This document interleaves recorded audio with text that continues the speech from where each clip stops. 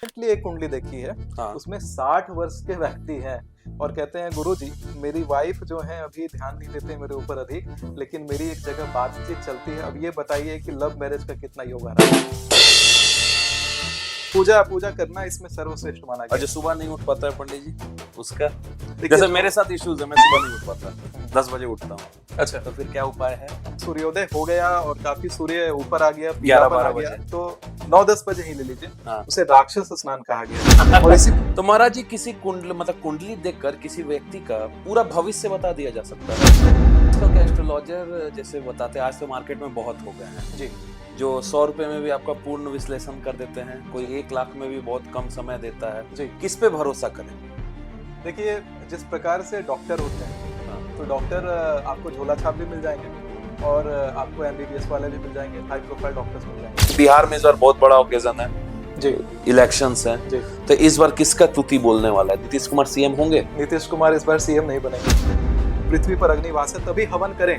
लोग कई बार ये गलती करते हैं पूजा पाठ में कि हवन गलत मुहूर्त में कर लेते हैं, तो उनको परेशानी भी भुगतनी पड़ती है। देखिएगा, अगर पाताल में अग्निवास हो और हमने हवन कर दिया तो जबरदस्त संताप, प्रताड़ना और क्षति होने लग जाएगी। तो यानी कैसे पता चलेगा कि ये पाताल अग्निवास है? कि हमें ज्यादा भागदौड़ नहीं करनी है, सब कुछ मिलेगा, ज्यादा परेशान नहीं होना। जो लिखा हुआ है, जी, जो लिखा है सब मिलेगा। और जो नहीं लिखा हुआ उसको पाने के लिए अगर चाहे तो कैसे होगा? तो सर, जैसे अभी नेक्स्ट क्वेश्चन मेरा रहेगा बहुत बेसिक। आज के डेट में बहुत ज्यादा ये ट्रेंडिंग चल रहा है, न्यूमरोलॉजी जी कि 1 नंबर का फोन नंबर रख लो, 4 नंबर की वाइफ रख लो, 6 नंबर डेट ऑफ बर्थ के लिए। अच्छा, क्या है जो देखिए, न्यूमरोलॉजी क्या है? एक उपाय है, किसी को अपने वश में करना चाहते हैं तो उसके लिए आप अपने नाभि के ऊपर अपनी अनामिका उंगली को इस प्रकार रखिए और एक मंत्र है, तो भूत भी आपको ला करके दे देगा। लेकिन अगर आप पिशाचनी से, भूत से, अराजक शक्तियों से कुछ मांगते हैं तो वो आपसे जबरदस्त कीमत लेता है। पहला कीमत होता है कि आपका सबसे प्रिय व्यक्ति आपके परिवार में वो मांगेगा। पत्नी प्रिय है तो उसको जो सबसे प्रिय आपका, उसको आपको उसको देना पड़ेगा। उसकी मृत्यु हो जाती है, अकाल मृत्यु हो जाती है।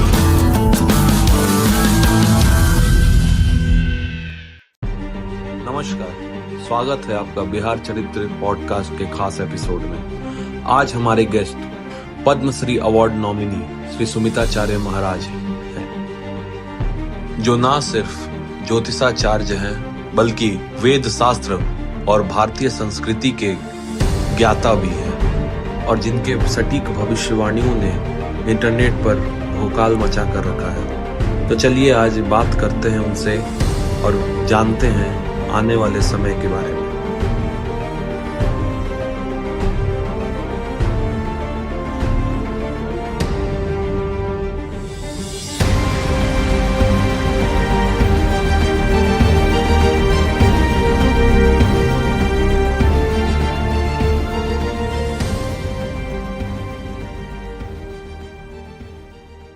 नमस्कार आचार्य नमस्कार, जी, कैसे हैं? सब बहुत बढ़िया? कुशल मंगल, सब शिव जी की कृपा।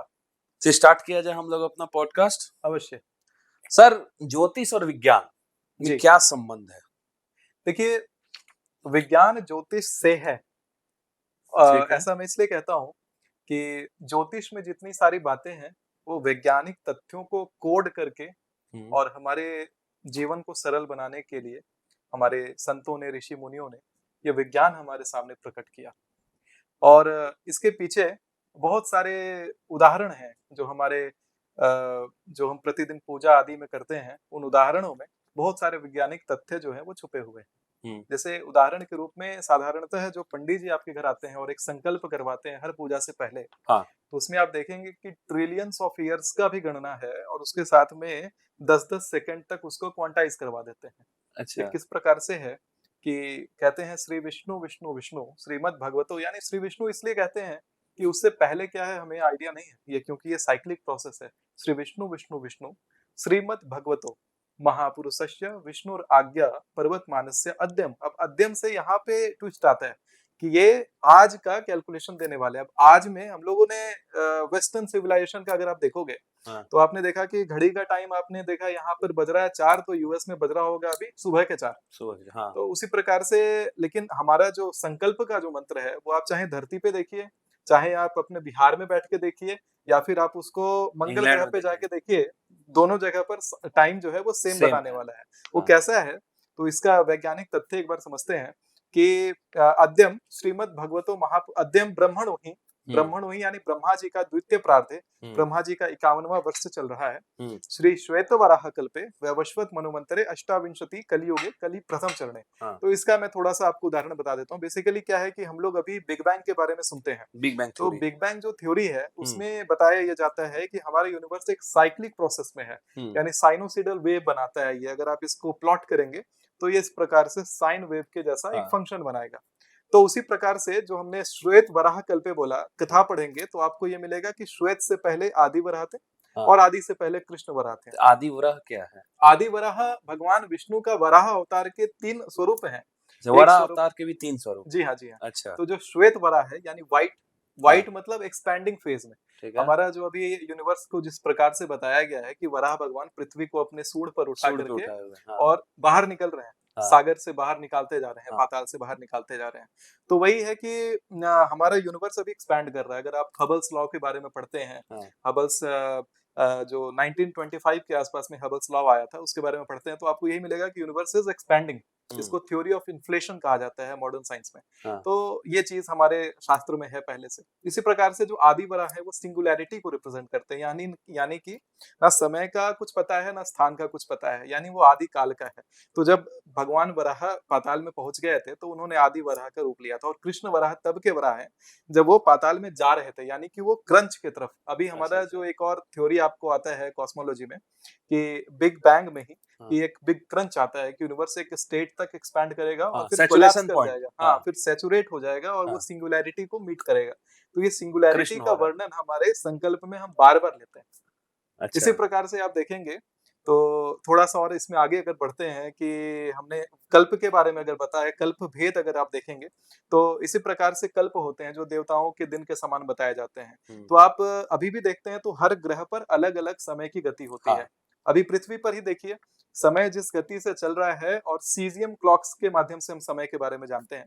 तो जो सैटेलाइट्स आदि जो स्पेस में प्लॉट किए गए हैं वहां पर जो सीजियम क्लॉक्स लगे हुए हैं तो दोनों में समय का वेरिएशन आ जाता है। वो कोई एरर नहीं है, वो टाइम के चलने की स्पीड का डिफरेंस है। यूनिवर्स में अलग स्पीड से टाइम चलता है, स्पेस में अर्थ पे अलग स्पीड से चलता है।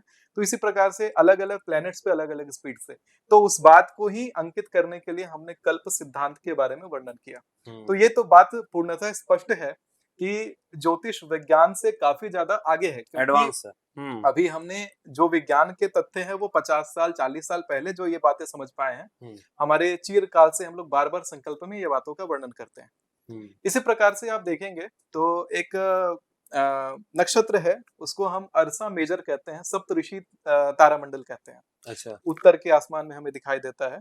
अच्छा। उसे उसमें आप देखेंगे तो उसका जो टेल का जो भाग है, उसके पूंछ का जो हिस्सा है, उसका जो दूसरा तारा है, आप दर्शकों के लिए थोड़ा मैं बताता हूँ, ये चम्मच की तरह दिखाई देता है, जो बड़ा प्रसिद्ध कॉन्स्टिलेशन है आसमान में। अच्छा। तो उसके पूंछ से जो दूसरा नंबर का तारा है उसको आप देखते हैं तो हमारे में उसको नाम दिया गया है अरुंधति वशिष्ठ। तो जितने भी सप्तऋषि के तारे हैं सभी को एक एक ऋषि का नाम दिया गया, लेकिन जो टेल वाला तारा है उसको अरुंधति वशिष्ठ कहा गया, यानी कि वो 2 तारे हैं, ऐसा हमारे ऋषि मुनि कहा करते थे। लेकिन आंख से वो दिखाई नहीं देते।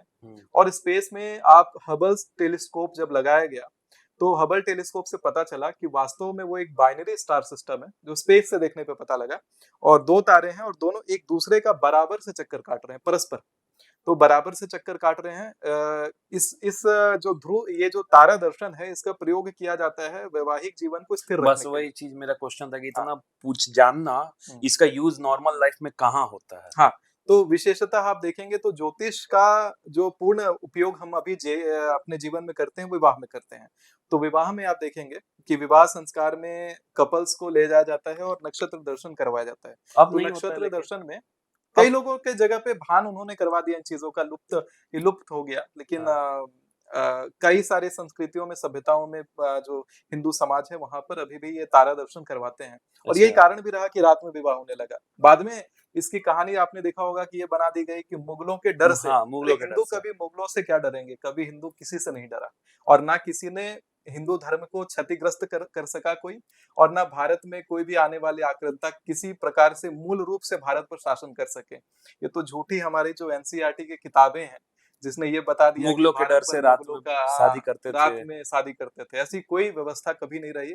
हमारा ये परंपरा है कि हम लोग विवाह को इस समय करते थे नक्षत्र दर्शन के लिए। और यज्ञ वाला जो बहुत लोग इसमें उदाहरण देते हैं, विवाह एक यज्ञ है, हाँ। तो यज्ञ का भी उसमें अलग प्रलोभ है। आप देखेंगे ब्रह्म मुहूर्त के समय इसको किया जाता है। ब्रह्म मुहूर्त में किया गया पूजा सर्वश्रेष्ठ होता है।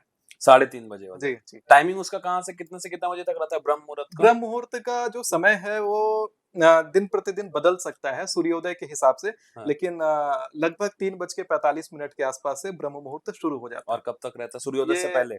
सूर्योदय से पहले शुरू हो जाता है ब्रह्म मुहूर्त, और उसके बाद ये सूर्योदय से जो लालिमा आती है उसके पहले तक का समय ब्रह्म मुहूर्त कहलाता है। अच्छा, तो इसमें जी। उठना चाहिए, जी। पूजा पाठ करना चाहिए। पूजा पूजा करना इसमें सर्वश्रेष्ठ माना और गया जो है। सुबह नहीं उठ पाता है पंडित जी, उसका? देखिए जैसे जो मेरे साथ इश्यूज है, मैं सुबह जी। नहीं उठ पाता, हम्म। 10 बजे उठता हूँ, अच्छा, तो फिर क्या उपाय है? देखिए अगर 10 बजे आप उठते हैं, ऐसे अगर कार्य के हिसाब से हमें अपना जो रूटीन है अगर उसे बदलना पड़े तो थोड़ा बहुत उसमें देखा जा सकता है।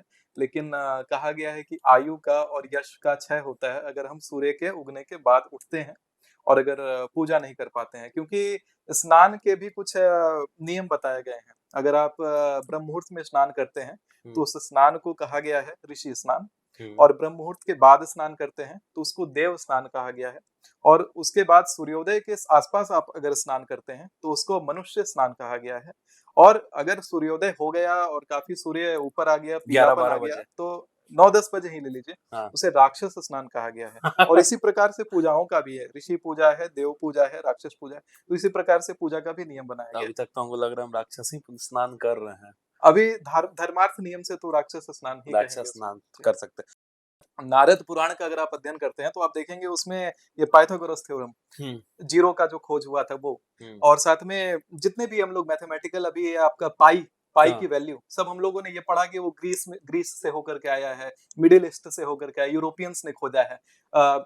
खूब से खूब एक जीरो के लिए आर्यभट्ट को श्रेय दे दिया गया, श्रेय जो दे कि दिया। 2-2.5 हजार साल पहले की बात आ जाती है। हम्म। लेकिन नारद पुराण हमारा चिरकाल से है, और ये बहुत पुराना है, तब से हमारे में जीरो। मैं एक उदाहरण आपको मंत्र के माध्यम से देता हूँ। ठीक एक है। सिंपल सा, जब भी हमें हवन करना होता है तो हवन से पहले एक मुहूर्त निकालते हैं। हाँ। तो कहा गया है कि तिथिम च एव समन्वितम परम वार समन्वितम चतुर्थ भिषति हरित भागम शेषम अग्निवास उच्यते। तो इसमें क्या है कि हमने यहाँ पे भागा कर दिया, तिथि में हमने 1 जोड़ा, फिर हमने उसमें वार संख्या जोड़ दी, उसको 4 से हमने भागा दे दिया, जो शेष आया यानी रिमाइंडर जो आया उसके आधार पे हम निकालते हैं कि शून्य वसति पृथ्वी द्वितीय वसति पृथ्वी, मतलब शून्य और द्वितीय में ये पृथ्वी पर अग्नि का वास है, और जब आपका एक आता है तो अग्नि आकाश में वास करता है, 3 आता है तो अग्नि का पाताल में वास है। तो इसी प्रकार से इसमें क्या है कि अग्नि का जो वास हमने निकाला ये भागा के माध्यम से निकाल रहा है, भागा बिना इससे सोने कुछ के बेसिक कैलकुलेशन है जो सब कर सके वीडियो देख के? ये तो मैंने बताया अभी कि अग्नि का वास निकालिए कि अग्नि पृथ्वी पर है कि हाँ। नहीं, और पृथ्वी पर अग्निवास देख करके हवन करेंगे तो हवन आपका फलीभूत तो होगा। एक बार फिर से थोड़ा सा समझा दीजिए इसको सिंपल भाषा में। किसी ने डेट में बोला आपने 1 प्लस करना हाँ, है। देखिए तिथि जो होती है उसमें सैका तिथि का आपको प्रयोग करना है। सैगा तिथि। सैका तिथि अर्थात ये हुआ कि अगर कृष्ण पक्ष का प्रतिपदा चल रहा है ठीक है। तो शुक्ल पक्ष के 15 दिन जोड़ दीजिए, ठीक है। यानी कि 16, यानी हाँ। सैका तिथि होगी प्रतिपदा की 16। हम्म। मान लीजिए उस दिन बृहस्पतिवार पड़ गया, हाँ। तो बृहस्पतिवार का वार संख्या हो गया 5। कैसे 5। हुआ? तो रविवार 1 हो गया, हाँ। सोमवार, रविवार से जोड़ते हैं। मंगलवार, हाँ। बुधवार, बृहस्पतिवार, तो 5 5 जोड़िए, ठीक 16 है। प्लस 5 21, 21 21 में फिर 1 जोड़िए, 22 22 हो गया, ठीक है। 22 को 4 से भागा दीजिए, तो कितना 5 हुआ? बाई 2 5, हाँ, और 2 5 से रिमाइंड भाग हो गया, हाँ। 5 भाग हो गया, लेकिन उसमें जो शेष बचा, 2 रिमाइंडर बचा, 2 बचा। हाँ। तो 2 अगर रिमाइंडर बचा यानी पृथ्वी पर अग्निवास है, ठीक है। और पृथ्वी पर अग्निवास है तभी हवन करें। हाँ। लोग कई बार ये गलती करते हैं पूजा पाठ में कि हवन गलत मुहूर्त में कर लेते हैं, तो उनको परेशानी भी भुगतनी पड़ती है। देखिएगा अगर पाताल में अग्निवास हो और हाँ। हमने हवन कर दिया तो जबरदस्त संताप, प्रताड़ना और क्षति होने लग जाएगी। तो यानी कैसे पता बर्बाद हो चलेगा कि ये पाताल अग्निवास है? सब कुछ पाताल में नंबर है? अग्निवास जब 3 निकल जाए शेष तो अच्छा, शेष पाताल 3। में है। इसी प्रकार से अगर 1 शेष निकले तो हवन निष्फल रहेगा आपका, यानी कि अग्नि का वास आकाश में है। लेकिन इसमें भी कुछ एक्सेप्शंस हैं। एक्सेप्शंस क्या हैं कि सावन का महीना चल रहा हो, नवरात्र चल रहा हो, विशिष्ट पर्व हो, तो उस समय अग्निवास नहीं देखा जाता। आप अनुष्ठान पहले से कर रहे हो, ठीक है। लगातार आपका अनुष्ठान चल रहा है, 10 दिन का अनुष्ठान है, महामृत्युंजय 11वें हो दिन, गया, हाँ, नवमी हो हाँ, गया। हाँ, हाँ, तो हाँ। उसमें अनुष्ठान में भी अग्निवास नहीं देखा। शून्य रहा तो? शून्य रहा तो पृथ्वी पर, 0 और 2 में पृथ्वी पर अग्निवास होता है, उसके अलावा सब खराब है। बाकी सब खराब है। चलिए, ये तो बहुत अच्छा चीज बताए हैं। आदमी प्रिडिक्शन करके हवन करेगा। तो महाराज जी किसी कुंडली देखकर किसी व्यक्ति का पूरा भविष्य बता दिया जा सकता है? देखिए, चाणक्य नीति में एक श्लोक का वर्णन आता है। हाँ। वो श्लोक है, आयु कर्म च वित्तम च विद्या निधन मेव च पंचेतानि सृज्यन्ते गर्भस्यैव देहिनः। हाँ। अर्थात कि गर्भ में ही बालक का पूर्ण भविष्य लिख दिया जाता है ब्रह्मा जी के द्वारा। ठीक है। वो भविष्य में क्या क्या आता है, तो उसकी आयु कितनी होगी, कितना पैसा कमाएगा, कहीं भी जंगल में भी चला जाए तो भी उसको उतना धन मिलना है। वित्त, विद्या, कितना विद्या अर्जित करने वाला है, निधन कब होगा, निधन मेवच पंचेतानि सृजन्ते गर्भस्यैव देहिनः, यानी ये 5 चीजें हमारे गर्भ में ही निर्धारित हो जाती हैं।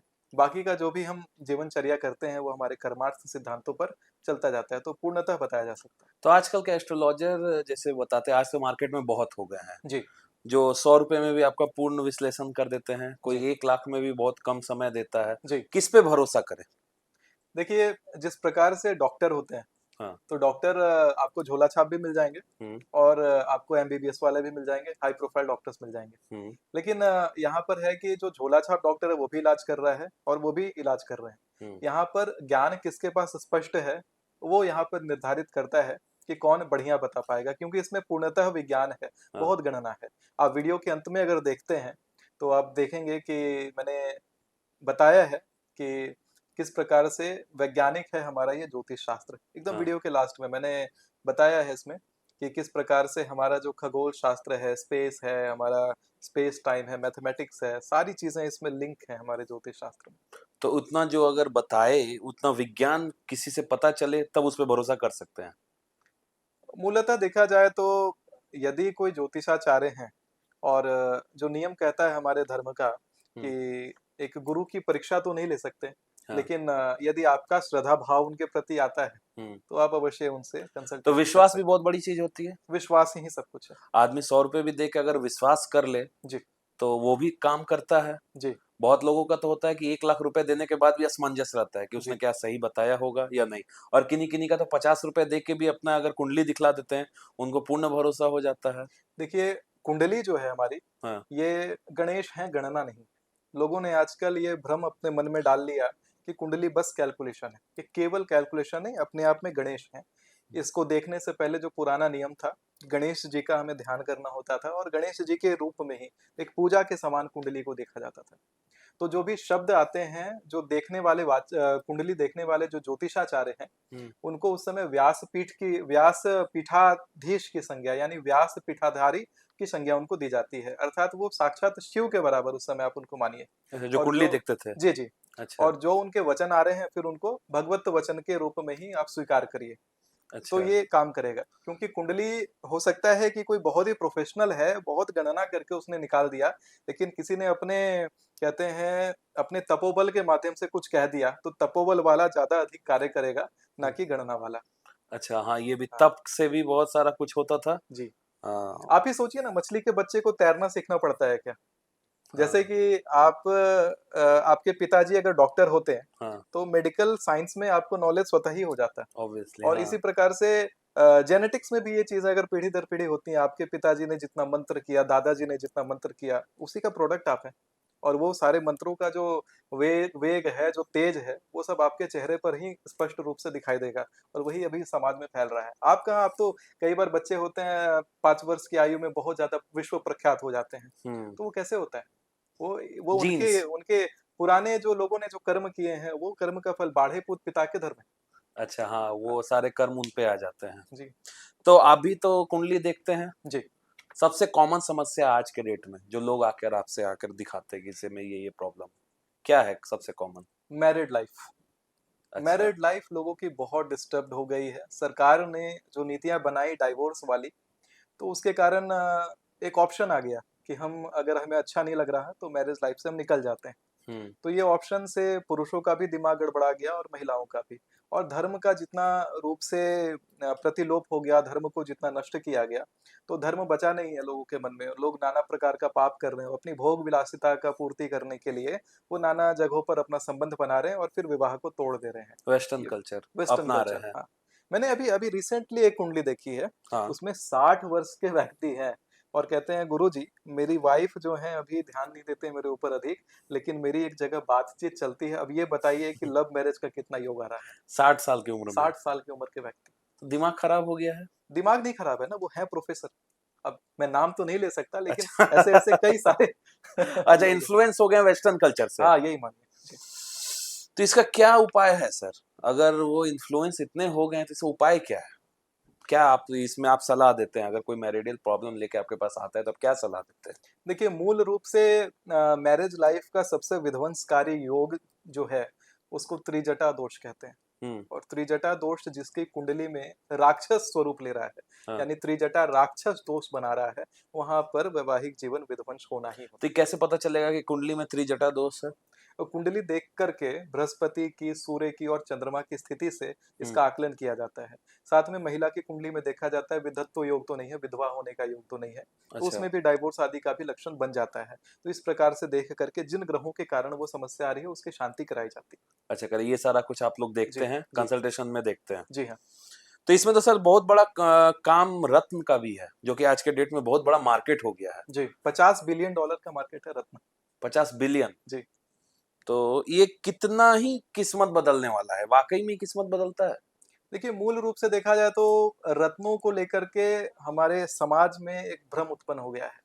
भगवान ने हमें जब जन्म दिया तो रत्न के बिना जन्म दिया। हाँ। रत्नों का मूल रूप से प्रभाव ये पड़ता है, जब हम कुंडली देखते हैं तो कुंडली में ग्रह जो कमजोर हैं लेकिन आपके प्रति अच्छा भाव रखते हैं, तो उन ग्रहों का रत्न पहनाया जाता है। और जो खराब ग्रह हैं उनकी शांति हवन और व्रत के माध्यम से, अनुग्रह माध्यम से की जाती है, रत्न के माध्यम से नहीं। नहीं तो होती है। थोड़ा सा इसके ऊपर और लोगों को जानकारी एकत्रित करनी चाहिए।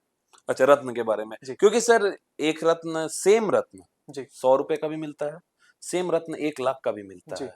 तो ये कैसे पॉसिबल है? देखिए, कुछ कृत्रिम तरीके से बनाया जाता है लैब में, और कुछ रत्न बिल्कुल प्रॉपर आपका मिनरल के रूप में आते हैं, रॉक डिपोजिशन में आते हैं। तो जो रॉक वाले होते हैं उसके लिए एक स्टडी होती है स्पेसिफिक, उसको जेमोलॉजी कहते हैं। तो जो जेमोलॉजी। जेमोलॉजिस्ट होते हैं वो हम्म। उसका सर्टिफिकेशन करते हैं रत्न का। तो जो सर्टिफाइड रत्न होंगे उसे आप पहनते हैं तो ठीक रहता है। लेकिन जहां तक बात रही कि लाख लाख रुपए जो रेट चला जाता है, वो उसके रत्ती के हिसाब से और उसकी क्वालिटी के हिसाब से जाता है। ये रेट होता है? जी हाँ। एक्चुअल में ये रेट लिया जाता है? जी हाँ। जी हाँ। तो जायज, मतलब ये जो रेट ले रहा है इसका मतलब वो जायज पैसा ले रहा है, लेकिन सही बस सामान दे रहा है? ज्ञान होना चाहिए उसका कि आप सही सामान खरीद रहे हैं। अच्छे जेमोलॉजिस्ट से दिखाना होगा। हाँ। तो आपका पसंदीदा कोई ज्योतिष सूत्र या सिद्धांत? मेरा एक ही सिद्धांत सबसे पसंदीदा है कि वही आयु कर्म च वित्तम च विद्या निधनमेव च पंचेतानि सृजन्ते गर्भस्यैव देहिनः।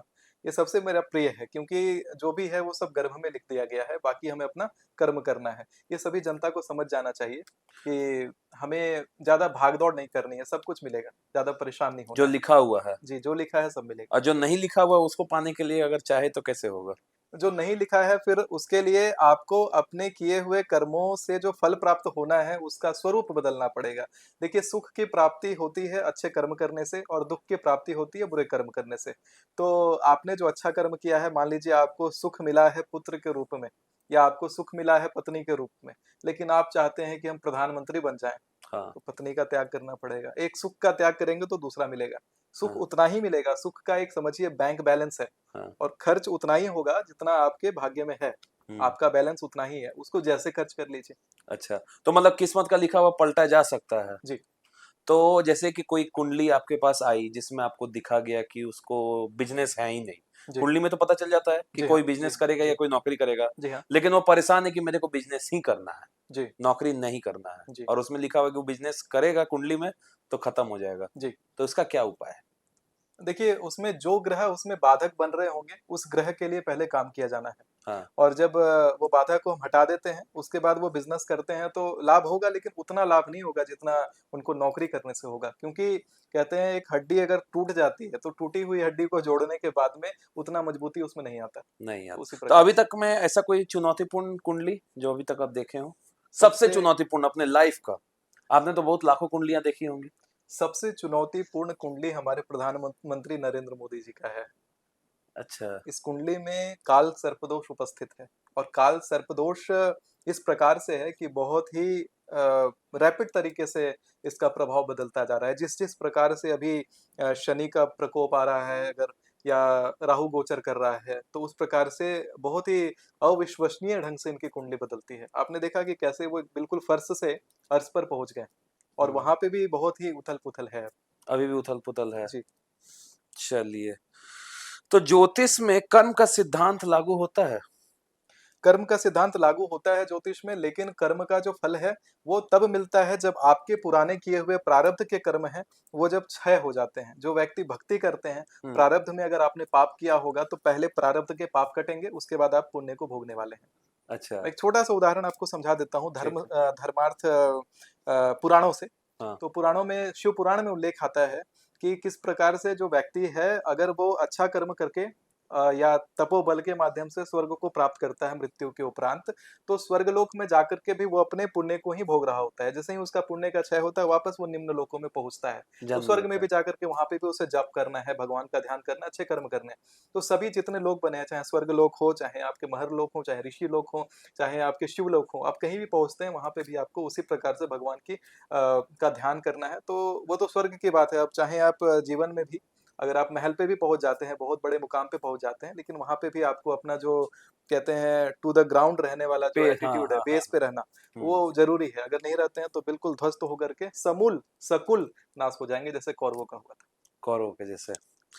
तो सर जैसे अभी नेक्स्ट क्वेश्चन मेरा रहेगा बहुत बेसिक, आज के डेट में बहुत ज्यादा ये ट्रेंडिंग चल रहा है, न्यूमरोलॉजी। जी कि 1 नंबर का फोन नंबर रख लो, 4 नंबर की वाइफ रख लो, जी। 6 नंबर डेट ऑफ बर्थ के लिए अच्छा है, क्या है ये? जो देखिए। न्यूमरोलॉजी क्या है? ज्योतिष तो समझ में आता है, पुराणों में लिखा हुआ है, जी लेकिन न्यूमरोलॉजी तो आजकल का नया ट्रेंड है। देखिए, ज्योतिष से ही लोगों ने गणना करके ऐसा अपना, अंक ज्योतिष स्टार्ट हाँ, हुआ है अंक एक। ज्योतिष को निकाला लोगों ने। और मूल रूप से देखा जाए तो ज्योतिष में भी नंबर्स हैं। जैसे कि मेष राशि का नंबर 1 है, हाँ। वृष राशि का नंबर 2 है, मिथुन राशि का नंबर 3 है, कर्क राशि का 4 है, सिंह राशि का 5 है। इस प्रकार से सभी राशियों के नंबर दिए हुए हैं। अब लोग उसमें ये देखते हैं कि किन-किन राशियों का कॉम्बिनेशन आपके बर्थ के हिसाब से सटीक आपके लिए बैठ रहा है, यानी आपके प्रोफेशन के हिसाब से। जैसे उदाहरण के रूप में बुधादित्य योग का उपस्थित होना आपको बहुत अच्छा वक्ता बना देता है। प्रेस मीडिया का काम करते हो उसमें बहुत अच्छा बना देता है, मैनेजमेंट का एबिलिटीज बहुत अच्छा आपको दे देता है।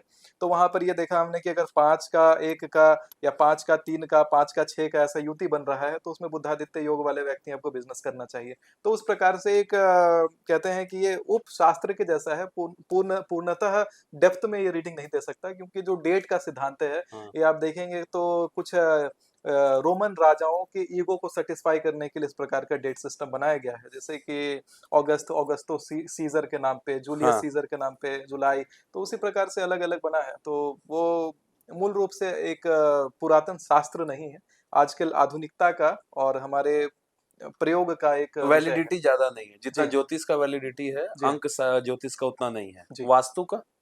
वास्तु का है। हम जो भी कार्य करते हैं अपने हम्म। जीवन में, उसका प्रभाव हमारे वास्तु पर भी दिखता है। जो हमारे जीवन में होने वाला है वो हमारे वास्तु में दिखता है। एक हम्म। उदाहरण के रूप में आपको बताता हूँ, वास्तु का एक बहुत बड़ा प्रभाव पड़ा था महाभारत के समय। हम्म। महाभारत में वर्णन आता है कि कौरवों के मूल नाश का कारण एक कुआं भी था, वास्तु कुआं? दोष। जी।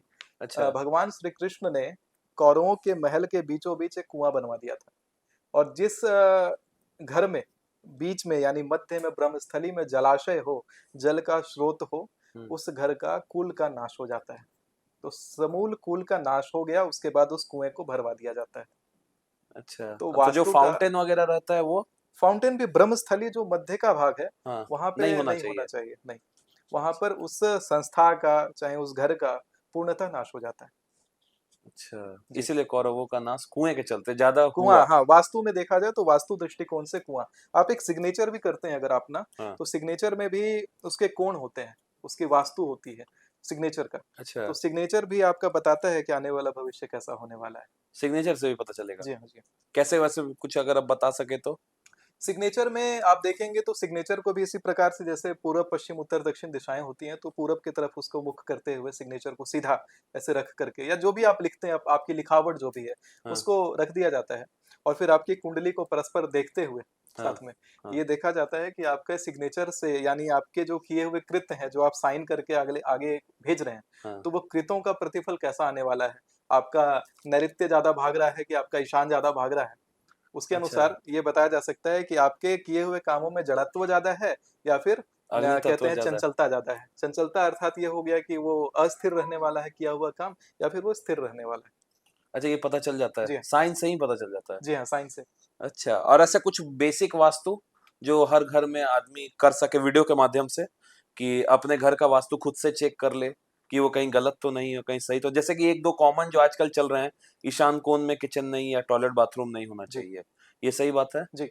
और अग्नि कोण में बेडरूम नहीं होना चाहिए, ऐसा ऐसा कुछ कुछ जो अभी आजकल के डेट पे रील्स पे चल रहा है, तो वैसा कुछ अगर वास्तु मैं का। थोड़ा आपको बता देता हूँ। हाँ, देखिए मूलतः देखा जाए वास्तु में, तो आपको अपने फोन में कंपास खोल लेना है। ठीक है, कंपास को आप अपने घर के मिडिल में जाके खड़े हो जाइए, ठीक वहां है। कंपास को ऐसे रख दीजिए टेबल पे, और देखिए सारी दिशाओं को देख लीजिए पहले, क्या कहाँ पर क्या है, पूरब में क्या आपके आ रहा है, आपके अग्निकोण में क्या आ रहा है, दक्षिण में क्या है, नैऋत्य में क्या है, तो हुँ, सभी कोणों को आप एक बार देख लीजिए कहाँ क्या ठीक क्या है। है। अब यहाँ पर मैं सबकी प्लेसमेंट बताता हूँ। प्लेसमेंट कुछ इस प्रकार से है कि आपका जो ईशान कोण है यानी नॉर्थ ईस्ट जो कॉर्नर है, वहां ये मानिए कि एक वास्तु पुरुष नाम का राक्षस था, दैत्य था। हुँ, उसको भगवान ने वरदान दिया कि तुम्हें देवता के रूप में पूजा जाएगा, अगर ना पूजा जाए तो उस घर में वास्तु दोष रहेगा। तो अच्छा, मूल रूप से वो वास्तु पुरुष जो है, वो ऐसे भगवान का स्तुति करते हुए हाथ जोड़ करके इस प्रकार से ईशान कोण में अपना माथा रखे हैं, और उनका जो अच्छा। पैर है वो हाँ, नैऋत्य कोण की तरफ है। हाँ। उनका जो हाथ है वो दोनों दिशाओं की तरफ आता है, मतलब कोना में ऐसे इस प्रकार से वो सो हाँ। करके ऐसे लेटे हुए हैं। हाँ, हाँ, हाँ, तो देखा अब हुआ है। ये जो वास्तु पुरुष हैं, इनको देखते हुए आप अपने घर में क्या कहाँ प्लेस करना है, तो टॉयलेट का प्लेसमेंट करना है तो पश्चिम में कर दिया, ठीक है। कहीं भी हुँ। पश्चिम में कहीं भी कर दिया। जल की निकासी करनी है तो वायव्य वायव्य में कर दिया, जल प्राप्त करना है तो वायव्य में कर दिया, उत्तर में वायव्य कर में दिया। कौन-कौन-सा होता है? उत्तर और पश्चिम का जो कोण है नॉर्थ उसको, वेस्ट, हाँ, नॉर्थ वेस्ट कॉर्नर को वायव्य कहते हैं। ठीक है। इसी प्रकार पूजा करवाना है, भगवान का स्थान जो है वो ईशान को दे दिया गया। हुँ, हुँ, हुँ। रसोई घर अगर आग्नेय कोण में हो तो वो जगह बहुत ज्यादा उन्नति कर जाती है। कई सारे रेस्टोरेंट्स में मैंने देखा है, रेस्टोरेंट नहीं चल रहे हैं, उनका जो रसोई है रेस्टोरेंट का वो पश्चिम में देखा गया। हाँ, तो जहाँ पर पश्चिम में पानी का जगह है, नहीं, पानी वहाँ टॉयलेट का जगह है। टॉयलेट का हाँ, जगह है। और वहाँ पर ऐसे पितरों का, मरे हुए लोगों का भोजन बनाना होता है, वो श्राद्ध के समय केवल, इसीलिए पश्चिम दिशा को दिया गया है। अच्छा, लेकिन जो जीवित लोग हैं उनके लिए, या अगर आप पॉपुलैरिटी चाहते हैं अपने रेस्टोरेंट वगैरह में, तो वहाँ पे आपको आग्नेय कोण का प्रयोग करना है। तो आग्नेय कोण में जहाँ पे भी किचन आ जाए, तो वहाँ बहुत ज्यादा ग्रोथ आने लगता है। अब तो इसमें अग्निकोण कहाँ पर हुआ? अग्निकोण हो गया आपका जो दक्षिण और पूरब का कोना है, दक्षिण और पूरब, पूरब का, साउथ ईस्ट, साउथ ईस्ट। हाँ दोनों के बीच का। हाँ, और यहाँ पे फायर एलिमेंट है, तो यहाँ पर वाटर नहीं होना चाहिए, नहीं तो ये अग्नि को बुझा देगा। तो किचन में तो सर पानी भी यूज़ होता है। नहीं, वाटर का मतलब मुख्य जो सोर्स है, अच्छा, अच्छा, वाटर का मेन काम सोर्स नहीं पानी होना नहीं होना चाहिए। चाहिए। गंदा पानी का निकासी यहाँ पर नहीं होना चाहिए, यानी खाना पकना है, अन्नपूर्णा का स्थान है वो। हाँ, हाँ। पूरब से प्रवेश करें, आग्नेय कोण में खाना बने, ईशान कोण में देवता हो, और दक्षिण में परिवार का फोटो लगा रहे, पश्चिम दिशा में झाड़ू सफाई के सब सामान रखे रहे, और उत्तर में आपका जो स्थान है वो खाली रहे, हुँ। खाली हवा आए, खिड़की रहे, वो उत्तर जगह पे उत्तर देखेंगे में, उत्तर में, तो वहां अच्छा। पर बहुत उन्नति आती है। पेड़-पौधा हाँ, वगैरह बहुत अगर रहे उन्नति तो। है। जी चलिए, तो बहुत बढ़िया है। तो सर जैसे आपने बताया कि वेस्ट होता है डिस्पोजल का जगह, एरिया, जी जहाँ पर पानी, टॉयलेट, बाथरूम जो भी डिस्पोज होता है, जी। वेस्ट। अगर वहाँ किसी का किचन बन गया हो, फ्लैट वाइज, किसी बिल्डर ने बिना वास्तु देखे फ्लैट बनवा दिया, किसी ने परचेस कर लिया, अब वहाँ वहाँ तोड़-फोड़ नहीं कर सकता है, और लेकिन किचन तो वेस्ट में है गलत दिशा में, तो उसका क्या उपाय है? देखिए, पहले तो रसोई घर को कभी भी पश्चिम में बनाना नहीं चाहिए, क्योंकि वहां पे सारी तरह की जो गंदगी होती है हुँ, उसका स्थान है, वहां पर झाड़ू आदि वहां पे रखा जाता है। तो अगर किचन गलत दिशा में बन गया, तो इससे एक बड़ी समस्या उत्पन्न हो जाती है कि घर में लोगों में बड़ा मतभेद रहेगा। अन्नपूर्णा का स्थान वहीं पे दे दिया गया है, तो जो भी खाना खाएंगे लोग, उससे नाना प्रकार के रोग, सभी लोग रोग से ग्रसित रहेंगे। अब इसके लिए निवारण बता देता हूँ। हुँ, निवारण ये है कि पश्चिम की दिशा में जो रसोई घर है वहां पर आप हरे रंग से टेपिंग करवा दीजिए। हरे रंग से। जी, हरे रंग की टेपिंग करवाइए, या फिर वहाँ की दीवारों को आप हरा रंग से पेंट करवा दीजिए। अच्छा, तो दोष उससे कम होता है। उससे वहाँ का दोष कम हो जाएगा, लेकिन पूर्णतः खत्म नहीं होगा। एक और उसमें साथ में काम कर सकते हैं हुँ, कि शंकर भगवान का एक फोटो होता है, हुँ, उसमें वो माँ अन्नपूर्णा से भिक्षा ले रहे हैं।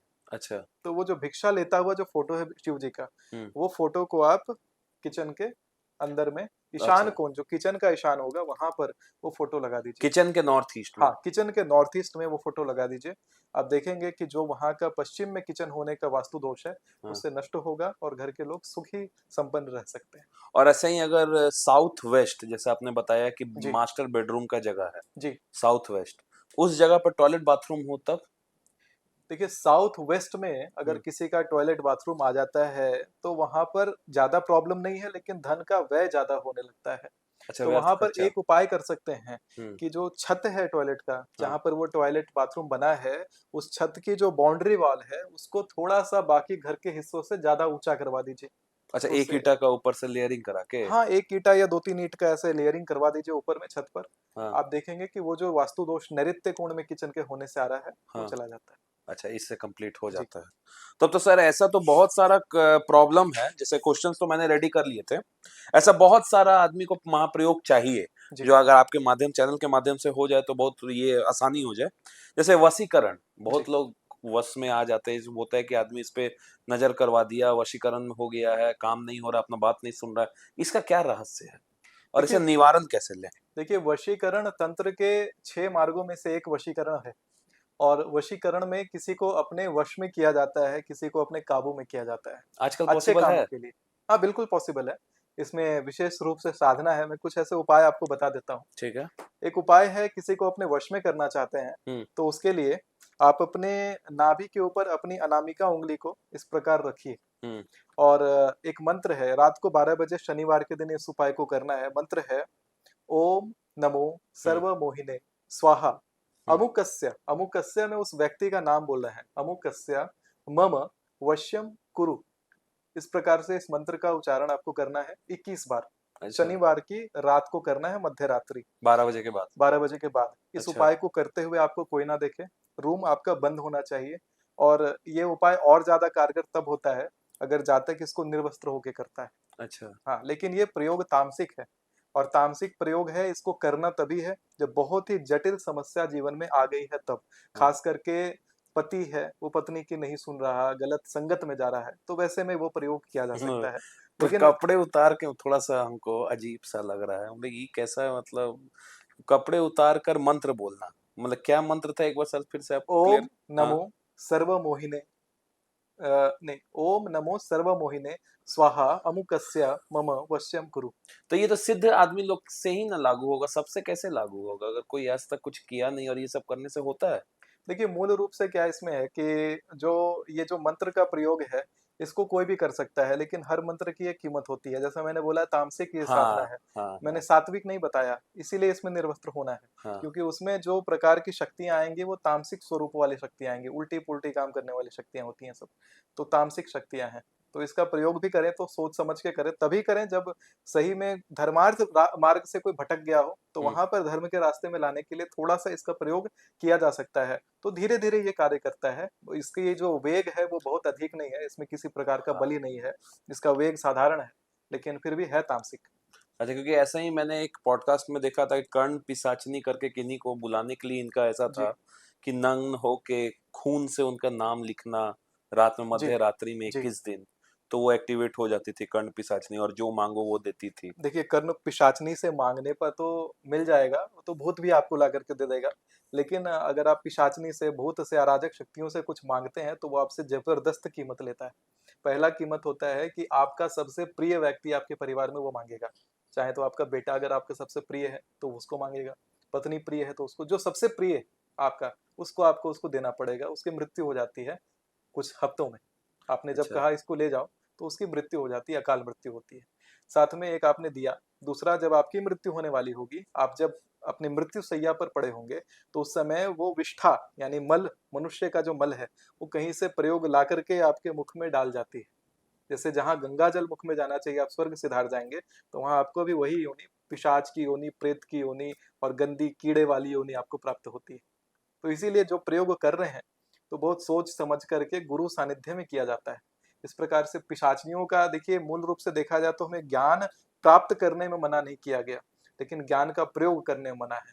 आप अभी बम बनाने के लिए भी यूट्यूब पे सीख सकते हैं, हाँ। हाँ। बंदूक बनाने भी सीख सकते हैं, लेकिन अगर आप बना के देखते हैं तो देखिए कैसे सब आपके पीछे दौड़ जाएंगे। थाना वाला आ जाएगा घर पे ही।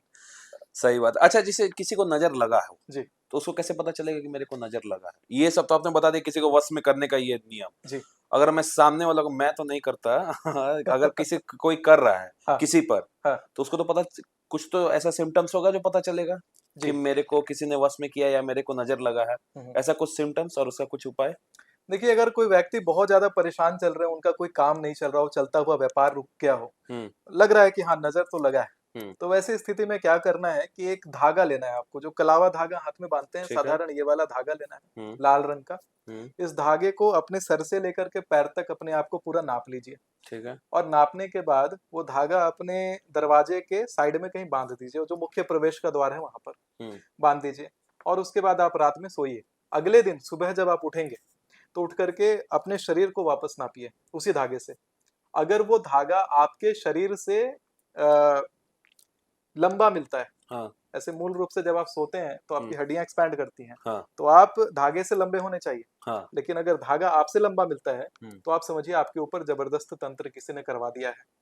फिर आपको क्या करना है कि हम्म उसी धागे को आपको सरसों के तेल में डुबा करके एक दिया बनाना है, और दिए के बाती के रूप में उस धागे को जला देना है। हम्म जो राख उस धागे का बचता है, वो राख जाकर के चौराहे पे फेंक आना है, और उल्टे पांव घर वापस आ जाना है। उल्टे पाँव मतलब पीछे पीछे? पीछे पीछे नहीं, मतलब बिना पीछे मुड़े आपको घर वापस आ अच्छा जाना अच्छा, हाँ ठीक ठीक ठीक। है। अच्छा, इससे जो नजर का दोष है वो हट जाता है। कंप्लीट तरीके से हट जाता है। जी। चलिए, तो बहुत अच्छा है। और धन के लिए कुछ उपाय?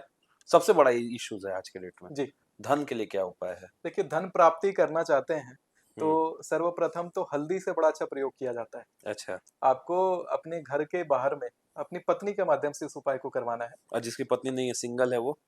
पहले ये बता देता हूँ ठीक पत्नी है वाला। हाँ, ठीक है। जो पत्नियां हैं वो ये उपाय करेंगे तो उनके पति का जो धन है वो वृद्धि होगा। तो हम्म, गुरुवार के दिन अपने दरवाजे के दोनों तरफ थोड़ा थोड़ा हल्दी का छिड़काव करना है। गुरुवार के दिन? जी। ठीक है। और अपने दरवाजे के मध्य में, ये हम्म कोई भी कर सकता है ये वाला उपाय, अपने जो घर का जो प्रवेश द्वार है हम्म उस द्वार के ऊपर आपको गंगा जल के माध्यम से एक शब्द लिखना है, इंद्र मंदिर। ये बस हाथ में गंगा जल हल्दी से? डुबोइए, हाथ में गंगा जल डुबोइए, ठीक है। उसमें हल्दी लगाइए, हाँ। और घर के दरवाजे के मध्य में लिखिए इंद्र और मंदिर। कौन सी उंगली से? अनामिका, ये इस वाले से, रिंग फिंगर से? रिंग फिंगर ठीक से। है। हाँ, इंद्र मंदिर लिखना है। इससे घर में जबरदस्त धन धान्य आएगा, धन संपदा में वृद्धि होगी। अच्छा, ये धन का है, ये कोई भी जी कर जी सकता हाँ, है? ये कोई भी कर सकता है। चलिए, बहुत अच्छा है। और घर अगर किसी को बनाना हो तब? अगर किसी का घर नहीं बन पा रहा हो, हाँ, बहुत मेहनत और कर रहा है लेकिन सब कुछ हो जा रहा है, जी पैसा भी अच्छा कमा ले रहा है, लेकिन घर नहीं बना पा रहा है, जी, इसका अगर क्या है? अगर कोई अपना खुद का घर नहीं बना पा रहा हो हम्म तो उसके लिए एक उपाय बता देता हूँ कि जो मिट्टी की कुलिया आती है, हम्म जो कुलिया चुकिया हम खेलते हैं, हाँ हाँ। तो मिट्टी की कुलिया लेनी है, उसमें आपको दूध डालना है ठीक है। और शहद डालना है, दोनों बराबर मात्रा में लेना है। ये ठीक। शनिवार के दिन करना है, हम्म और दिन में ही जाकर के आपको किसी जलाशय के पास, चाहे तालाब हो, हम्म चाहे तो किसी बोरवेल हो आसपास में, तो वहाँ बोरवेल के पास या तालाब के पास में आपको 1 फीट का गड्ढा बनाना है। उस गड्ढे में शहद सहित वो जो दूध है उसको जाकर के वहां दबा देना है, और अपने घर वापस आ जाना है।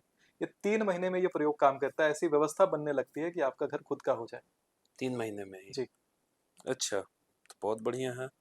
और भोजन का कोई स्त्रोत नियम, शास्त्रोक्त नियम? देखिए, भोजन का नियम ये कहता है कि याम मध्य न भोक्तव्यम, याम युग्मम न लंघेत। हम्म यानी कि सूर्योदय के 3 घंटे का जो समय होता है उसको एक याम कहते हैं। याम के मध्य में, यानी जो 3 घंटा का समय है उसके मध्य में भोजन नहीं करना है, कुछ नहीं खाना है। और याम युग्मम यानी 2 याम, यानी 6 घंटे का सूर्योदय के बाद का समय हम्म लांघना नहीं है, यानी उसके बीच में आपको खा लेना है। ये हम्म प्रथम शास्त्रोक्त नियम है।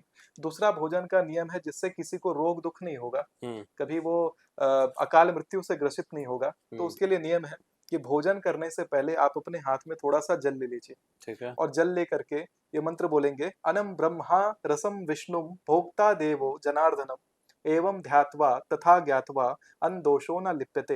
ये मंत्र यहाँ कैप्शन में डाल दिया है। ठीक है। तो ये मंत्र का प्रयोग आप याद कर लीजिए, और भोजन के पहले इस मंत्र से जल को अभिमंत्रित करिए और उस जल को पी जाइए। तो ठीक अन्न है। में किसी प्रकार का दोष हो, तो ये हर बार घाव खाने का से दोष पहले हो, बोलना होगा? जी हाँ, हर बार जब भी आप खाना वेज खाएं। नॉन वेज कुछ भी? नॉनवेज के लिए तो नियम ही नहीं है शास्त्र में, लेकिन लोग अब कर रहे हैं अच्छा। तो उसका तो मैं नहीं कहूंगा। हाँ हाँ, लेकिन वेजिटेरियन खाना जो है उससे पहले आपको ये जल उतना का पान याद होगा करके, पंडित जी? छोटा सा हो इत... मंत्र है, अनम ब्रह्मा रसम विष्णु भुक्ता देवो जनार्दनम एवं ध्यात्वा तथा ज्ञात्वा अन दोषो न लिप्यते। वो तो बहुत लंबा हो गया। अच्छा चलिए, कोई दिक्कत। एक्स्ट्रा मैरिटल अफेयर के लिए कुछ? देखिए, एक्स्ट्रा मैरिटल अफेयर अगर किसी के पति का चल रहा है या पत्नी का चल रहा है, हम्म तो उसके लिए शंकर जी और गौरी माता का पूजन करना है एक विशेष विधि से। हम्म वो विशेष विधि कुछ इस प्रकार है कि शिववास का आपको ध्यान करना है, यानी किसी पंडित जी से आप पूछिएगा कि शिववास कब पड़ रहा है, यानी जो हम्म रुद्राभिषेक करने का मुहूर्त होता है, हम्म उसे शिववास कहते हैं। तो शिववास के काल में आपको शंकर जी और गौरी जी का मंदिर में आपको जाना है, चाहे आपको उनका मंदिर नहीं है तो उनका फोटो सामने रख करके आपको एक मंत्र बोलना है, ओम नमः शिवाय शिव गौरीभ्याम ध्यो नमः, और अपने पत्नी का या पति का नाम बोलना है, अमुकस्य मम आकर्षय कुरु। अच्छा। यानी कि ओम नमः शिवाय शिव गौरी भ्याम ध्यो नमः। मान लीजिए पत्नी का कुछ नाम है, कखग मम आकर्षय कुरु, इतना ये कैप्शन में इसको भी डाल दीजिए मंत्र को, ताकि लोगों को ये याद हो पाए। और इस प्रयोग को एक माला आपको करना है शिववास से शुरू करके 40 दिन तक। अच्छा, सावन से स्टार्ट होगा, सावन हाँ, के पहले सावन में दिन? किसी भी दिन शिववास, अब हाँ वो तो सावन में तो कर सकते हैं, लेकिन ऐसे भी बाकी दिनों में भी शिववास दिखवा करके हम्म रुद्राभिषेक का मुहूर्त, हम्म और फिर आप ये जो लगातार साधना है 40 दिन? इसको चालू करिए। देखिए, जो रास्ते से भटके हैं, वो एक्स्ट्रा मैरिटल में जा रहे हैं, वो संबंध उधर से टूट तो करके ऐसे आपके तो पास। बोला जाता है सर, अफेयर वगैरह के लिए तो ज्यादा काम करता है राहु। किसी को देखिए अफेयर देता है, किसी का राहु बहुत प्रबल है कुंडली में, तो वो अफेयर कराता है। सही बात है? देखिए, राहु जो है वो नाना प्रकार से आपकी मति को भ्रम करता है। जिसकी भी राहु की महादशा चल रही है, वो इस बात पे ध्यान दें कि राहु की महादशा शुरू होते ही मति भ्रम होगी। यानी आप वो काम करने वाले हैं जो आपने जीवन में कभी सोचा भी नहीं होगा। हम्म हर प्रकार का पाप कर सकते हैं आप, और जबरदस्त उन्नति पूर्वक वाला भी काम कर सकते हैं। अच्छा जबरदस्त फेम आपको राहु देगा। लेकिन जहां तक बात रही एक्स्ट्रा मैरिटल अफेयर में, तो वहां पर शुक्र का सबसे बड़ा योगदान होता है। अगर राहु शुक्र के साथ इन्वॉल्व हो जाता है, तो वहां पर एक्स्ट्रा मैरिटल अफेयर करवा देगा, यानी शुक्र राहु एक साथ बैठ जाते हैं। मेरा तो राहु शुक्र साथ में हाँ, है, साथ में वो इसके भी साथ ही, 10th हाउस में। अच्छा इसके साथ ही एक और मैं बताता हूँ कि हाँ। इसमें प्लेसिंग भी देखनी है बाकी ग्रहों की। हम्म 12th, लग्न, चतुर्थ, सप्तम और अष्टम में अगर यहाँ पर मूल शुक्र त्रिकोण। बलवान है, हाँ। शुक्र बलवान है यहाँ पर, तो यहाँ पर आप देखेंगे कि एक्स्ट्रा मैरिटल अफेयर चाहे तो लव मैरिज, वो दोनों में से कोई एक करवा देता है। इंटरकास्ट मैरिज भी ये करवा देता है। साथ में जो आपने एक मूल त्रिकोण शब्द बोला, मूल त्रिकोण नहीं, ये आपका विवाह आदि का सूचक ये घर होते हैं, द्वादश, लग्न, चतुर्थ, सप्तम और अष्टम। मूल अच्छा। त्रिकोण हो गया कि कोई भी ग्रह 3 राशियों में अपना प्रबल अच्छा फल छोड़ते हैं। जैसे बृहस्पति का मूल त्रिकोण देखा जाए तो एक तो धनु राशि है, इसके बाद मीन राशि है, और साथ में सिंह राशि है। इसी हम्म प्रकार से सभी ग्रहों का अपना अपना मूल त्रिकोण है। दृष्टि भी बोला जाता है इसको, जैसे कि बृहस्पति की कर्क राशि, हाँ तीन दृष्टि होती है। जैसे आपने बोला कि 3 हाउस पे देखते हैं, जी अपना नजर देते हैं, जी। तो वो तो दृष्टि हो गया ना, नहीं नहीं, पहली 3 दृष्टि। हाउस नहीं, यहाँ पे क्या है, जैसा मैंने बताया बृहस्पति का मूल त्रिकोण है, कर्क राशि, धनु राशि और मीन राशि। अगर इन ग्रहों में बृहस्पति बैठ जाए तो उच्च का फल देंगे। अच्छा अच्छा, हाँ हाँ हाँ, कर्क राशि, मीन राशि मीन राशि और और, धनु राशि, अच्छा इसमें यानी अगर 4, 9 और 12 4 9 12 में अगर बैठेंगे तो बृहस्पति, उच्च का फल देंगे। उच्च के फल देंगे, और जी, अगर 7 या 1 में बैठे तो? 7 में बैठे तो बहुत खराब फल देंगे, वहां पर देवासुर संग्राम होने लग जाएगा। यानी कि 7 यानी तुला राशि है, तुला राशि में बृहस्पति बैठेंगे तो व्यक्ति को धन से तो बहुत प्रबल बना देंगे, धनवान बना देंगे, लेकिन पर्सनल लाइफ जो होती है, मैरिटल लाइफ होती है, खराब कर देंगे। एक में बैठने का फल सम है, ना खराब है ना बढ़िया है, यानी मेष राशि में नॉर्मल अच्छा। है। लेकिन वही अगर वृश्चिक में बैठ जाए तो और ज्यादा खराब हो जाएगा, मकर में यानी 10 पे बैठ जाए तो और ज्यादा खराब हो जाएगा। गुरु। जी तो ऐसे तो सारे प्लैनेट्स के लिए अलग अलग होगा। हाँ, सभी ग्रहों का अपना अपना मूल त्रिकोण है। वो तो हाँ हाँ, ज्योतिष सीखने के बाद लोग बढ़िया सीख वो तो पाएंगे। कंसल्टेशन आपसे जो लेगा, वो तो आप सारा कुछ सारा क्लेरिफाई हाँ, उनको मेरी कर ही वेबसाइट है देंगे। ना sumitacharya.in, लोग वहां हाँ, पर जाकर के कंसल्ट कर सकते सब कुछ उसमें सारा कुछ हैं। रहता जी है हाँ, ना। जी हाँ। चलिए, बहुत वही अपने रेमेडी पार्ट पे आते हैं फिर से। अब आप जैसे होता है कि बहुत लोग गाली देता है, जी हार्श लैंग्वेज होता है, कुछ भी मतलब कहीं भी स्टार्ट हो जाता है। अनंत सिंह को देख लीजिए, सबसे बड़े जी एग्जाम्पल हैं, कहीं भी चालू हो जाते हैं। जी। तो इसका क्या है, कुछ रेमेडी है कि कम से कम भाषा सही हो जाए? इसे तो बताने वाला कुछ ऐसा रेमेडी है नहीं, लेकिन गाली देने से क्या प्रभाव दुष्प्रभाव होता है, वो आप एक बार बता सकते हैं? जो लोग गाली का बहुत प्रयोग करते हैं, उनका सबसे पहले कुंडली में बुध खराब हो जाता है, और बुध के खराब होने से उनके सामाजिक संबंध उसी कारण खराब होते हैं, क्योंकि बुध जो है वो सामाजिक संबंधों का नेतृत्व करता है। आपके नाना प्रकार के शत्रु बनेंगे, और समाज में आपका जो, ये तो स्वाभाविक बात है कि आपका प्रतिष्ठा, सामाजिक प्रतिष्ठा नहीं रह जाएगी। और लेकिन जीवन में नाना प्रकार के संकट जो आते हैं, अकाल मृत्यु आदि जो होती है, वो भी बुध करवाता है। नाना प्रकार के इन्फेक्शन का जो स्वामी है शरीर में, वो बुध है। अगर बुध पूरी तरह से खराब हो जाए तो शरीर में जगह जगह पर इन्फेक्शन देखने के लिए मिलने लगता है। ऐसे लोग बड़े कष्टकारी तरीके से उनकी गति होती है। तो गाली का प्रयोग नहीं करना चाहिए। बुध जब बिल्कुल खराब नहीं। होगा तो उठा के पटक देगा। पूजा पाठ में भी मन नहीं लगेगा, कुछ नहीं। किसी चीज में नहीं। और अगर किसी का पूजा पाठ मंदिर का घर पे शिखर हो, जी, शिखर वाला मंदिर हो, देखिए शिखर का मतलब ही है कि शिखर से जो ऊर्जा है वो ऊपर की तरफ जाती है। तो उसके ऊपर अगर छत आ जाए हाँ, तो वो ऊर्जा को इम्बैलेंस कर देता है। और उस ऊर्जा को बैलेंस कर पाना आपके घर का सामर्थ्य नहीं है। तो जिस भी घर में ये मंदिर जो बना होता है जिसमें शिखर होता है, बहुत बड़ी गलती कर रहे हैं लोग कि शिखर वाला मंदिर लेकर के आ रहे हैं। शिखर वाला मंदिर से आपके घर का पूरा वास्तु ध्वस्त हो जाता है। शिखर वाले मंदिर से जी, प्लेन मंदिर रखना रखना है तो चाहिए। फ्लैट आप रूफ वाला रखिए। उसके ऊपर आपका सामर्थ्य नहीं है कि देवता को आप शिखर देवता के शिखर को आप छत से रोक लें। और वैसे घरों में बहुत प्रकार का संकट और कष्ट रहता है। तो वैसे घरों का जो मंदिर है उसको रिप्लेस करना चाहिए और फ्लैट वाला मंदिर जो है वो रखना चाहिए। तो ऐसे सर मंदिर में ऐसा भी बहुत होता है कि आदमी बोलते हैं कि इत्र वगैरह रखना चाहिए, इससे धन लक्ष्मी जी, आती है। जी। तो इसका क्या ऐसा कुछ प्रयोग है क्या इत्र एक का? तो धन देने वाला इत्र होता है। धन देने वाले इत्र का निर्माण करने का विधि है। अच्छा, वो ये कौन इत्र सा को कंपनी का सर?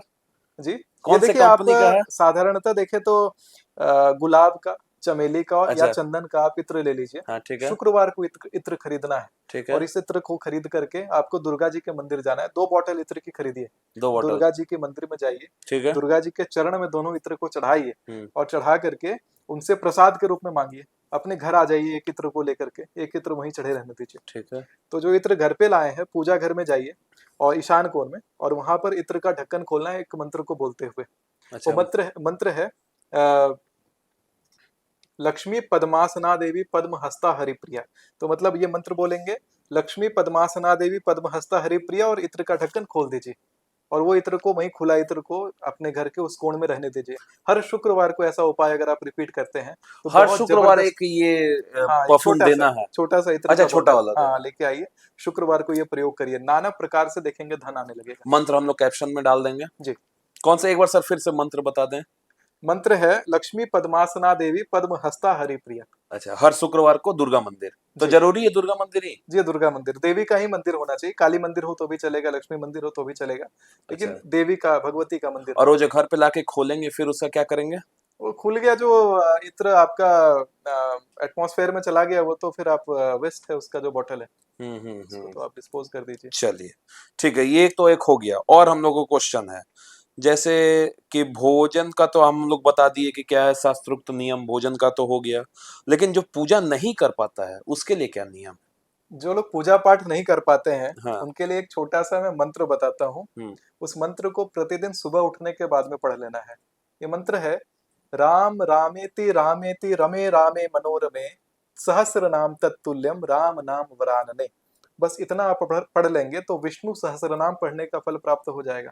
तो जो लोग प्रतिदिन पूजा नहीं करते, कम से कम इतना करिए, पूजा करने का पूरा फल भोगेंगे और अच्छा शुभ फल प्राप्त होगा। इसको भी कैप्शन में लगा ये देंगे। देखेंगे ना तो इसका एक कथा है, पुराना कथा ये है कि शंकर पार्वती माता जो है, वो पहले बड़ा डिले कर रही थी खाना वाना बनाने में, पूजा में बहुत देर लगी रहती थी क्योंकि विष्णु सहस्र नाम पढ़ती थी प्रतिदिन।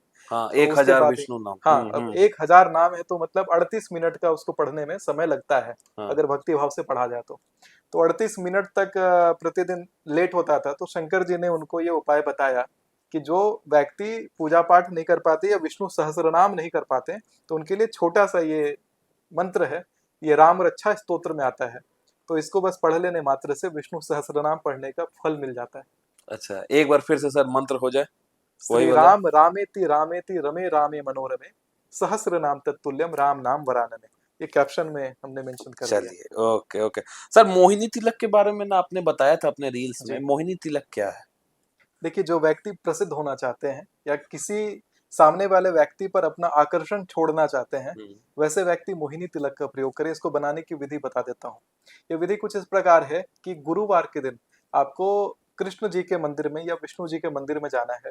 उन पर चढ़ा हुआ एक गेंदे का पुष्प, या खुद भी चढ़ा करके उन पे चढ़ा के गेंदे का पुष्प आप उठा लीजिए गुरुवार घर में। हाँ, घर में ले आइए और उसे रहने दीजिए, सूखने दीजिए थोड़ा सा। अगले दिन शुक्रवार को आपको उस पुष्प को चंदन के साथ में और हल्दी के साथ में पीसना है। ओम नमो भगवते वासुदेवाय नमः मंत्र को बोलते हुए 21 बार और पीस करके एक तिलक तैयार करना है। उसी तिलक को आप प्रयोग करेंगे मोहिनी तिलक के रूप में। जब भी आप किसी कार्य में जाने वाले होंगे, किसी समक्ष जाने वाले होंगे किसी के समक्ष, तो वहां पर आप ये आकर्षण तिलक को, मोहिनी तिलक को अपने मस्तक पे धारण करिए, इसी मंत्र को बोलते हुए, और मन में वो इच्छा रखिए जो आप काम करने जा रहे हैं, तो आप देखेंगे वो काम आपका सफल होगा। तो ये पूजा घर में भी जो हनुमान ये गणेश जी रहते हैं उन पे भी तो चढ़ा के कर सकते हैं? गणेश जी नहीं, इनको विष्णु जी के मंदिर में जाकर के तैयार करना है। विष्णु जी ने मोहिनी अवतार धारण किया था, अच्छा, तो मंदिर में ही करना है, ये घर के लिए नहीं। घर के लिए नहीं है, वो फुल स्पेशल मंदिर से लेके आना है, उसके जी। नेक्स्ट डे बनाना है। जी। चलिए, तो जब इतना हो गया तो कर्ज के लिए भी कुछ उपाय बता दीजिए महाराज जी। काली बांसुरी का उपाय कर्ज के लिए सबसे बढ़िया है।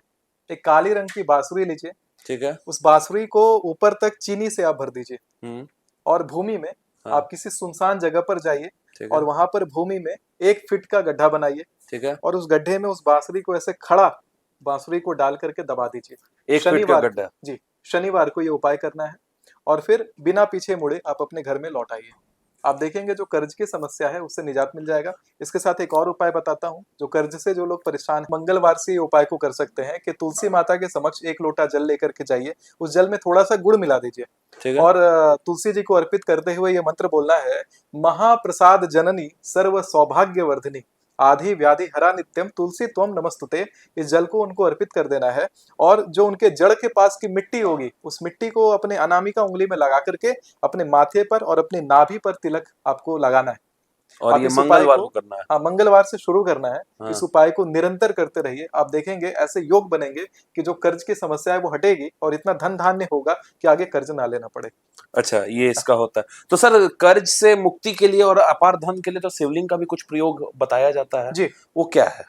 देखिए, शंकर जी के मंदिर में जाकर के अगर आप अपार धन प्राप्त करना चाहे, जो चाहते हैं कि हम कम समय में करोड़पति बनना चाहते हैं, तो उनके लिए यह प्रयोग है कि आप शंकर जी के मंदिर जाइए, अपने साथ में दही लेकर के जाइए, गुड़ उस दही में मिलाना है, और थोड़ा सा चावल जो अक्षत होता है वो उसमें मिलाना है, और अपने हाथ की अनामिका उंगली से यानी दाहिने की तरफ ऐसे दक्षिण घोटना है, इस मंत्र को बोलते हुए कि ओम नमो तत्पुरुषाय विद्महे महादेवाय धीमहि तन्नो रुद्र प्रचोदयात। इस मंत्र को बोलते हुए आपको उसको घोटना है। अगर ये मंत्र याद नहीं होता है तो आप ओम नमः शिवाय भी बोलते हुए 21 बार घोटिए। दही, चीनी और गुड़, दही, गुड़ और अक्षत, हाँ, उसको उसका मिश्रण बना करके और शंकर भगवान पर उसको अर्पित करिए।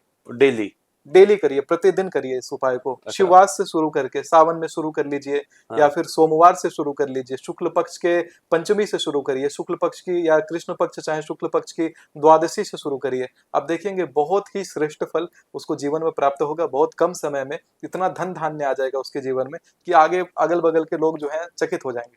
तो सर, जब कम उम्र में कम समय में धन आएगा, नाम फेमस होगा, तो बाहर से नेगेटिविटी भी आएगा जी। तो उस नेगेटिविटी से बचने का क्या उपाय होगा, फिर ये भी बता दीजिए। देखिए, अगर आप बाहर से अपने घर में आते हैं तो नाना प्रकार की नकारात्मक ऊर्जा आपके साथ चल करके आती है। आपको नहीं पता क्या भूत आपके पीछे लिपट गया है या किसकी नजर आपको लगी। तो जब भी आप बाहर से अपने घर पर आते हैं तो अपने दाहिने हाथ में आप थोड़ा सा नमक ले लीजिए, ठीक है, और नमक को लेकर के अपनी बाईं तरफ इस प्रकार से आपको, अच्छा, दाहिने हाथ में लेके बाईं ओर फेंकना है? हाँ, बाईं ओर फेंकना है। अरे कहाँ पर फेंकना है? घर पे? आपको घर के अंदर आने के बाद करना है इस उपाय को।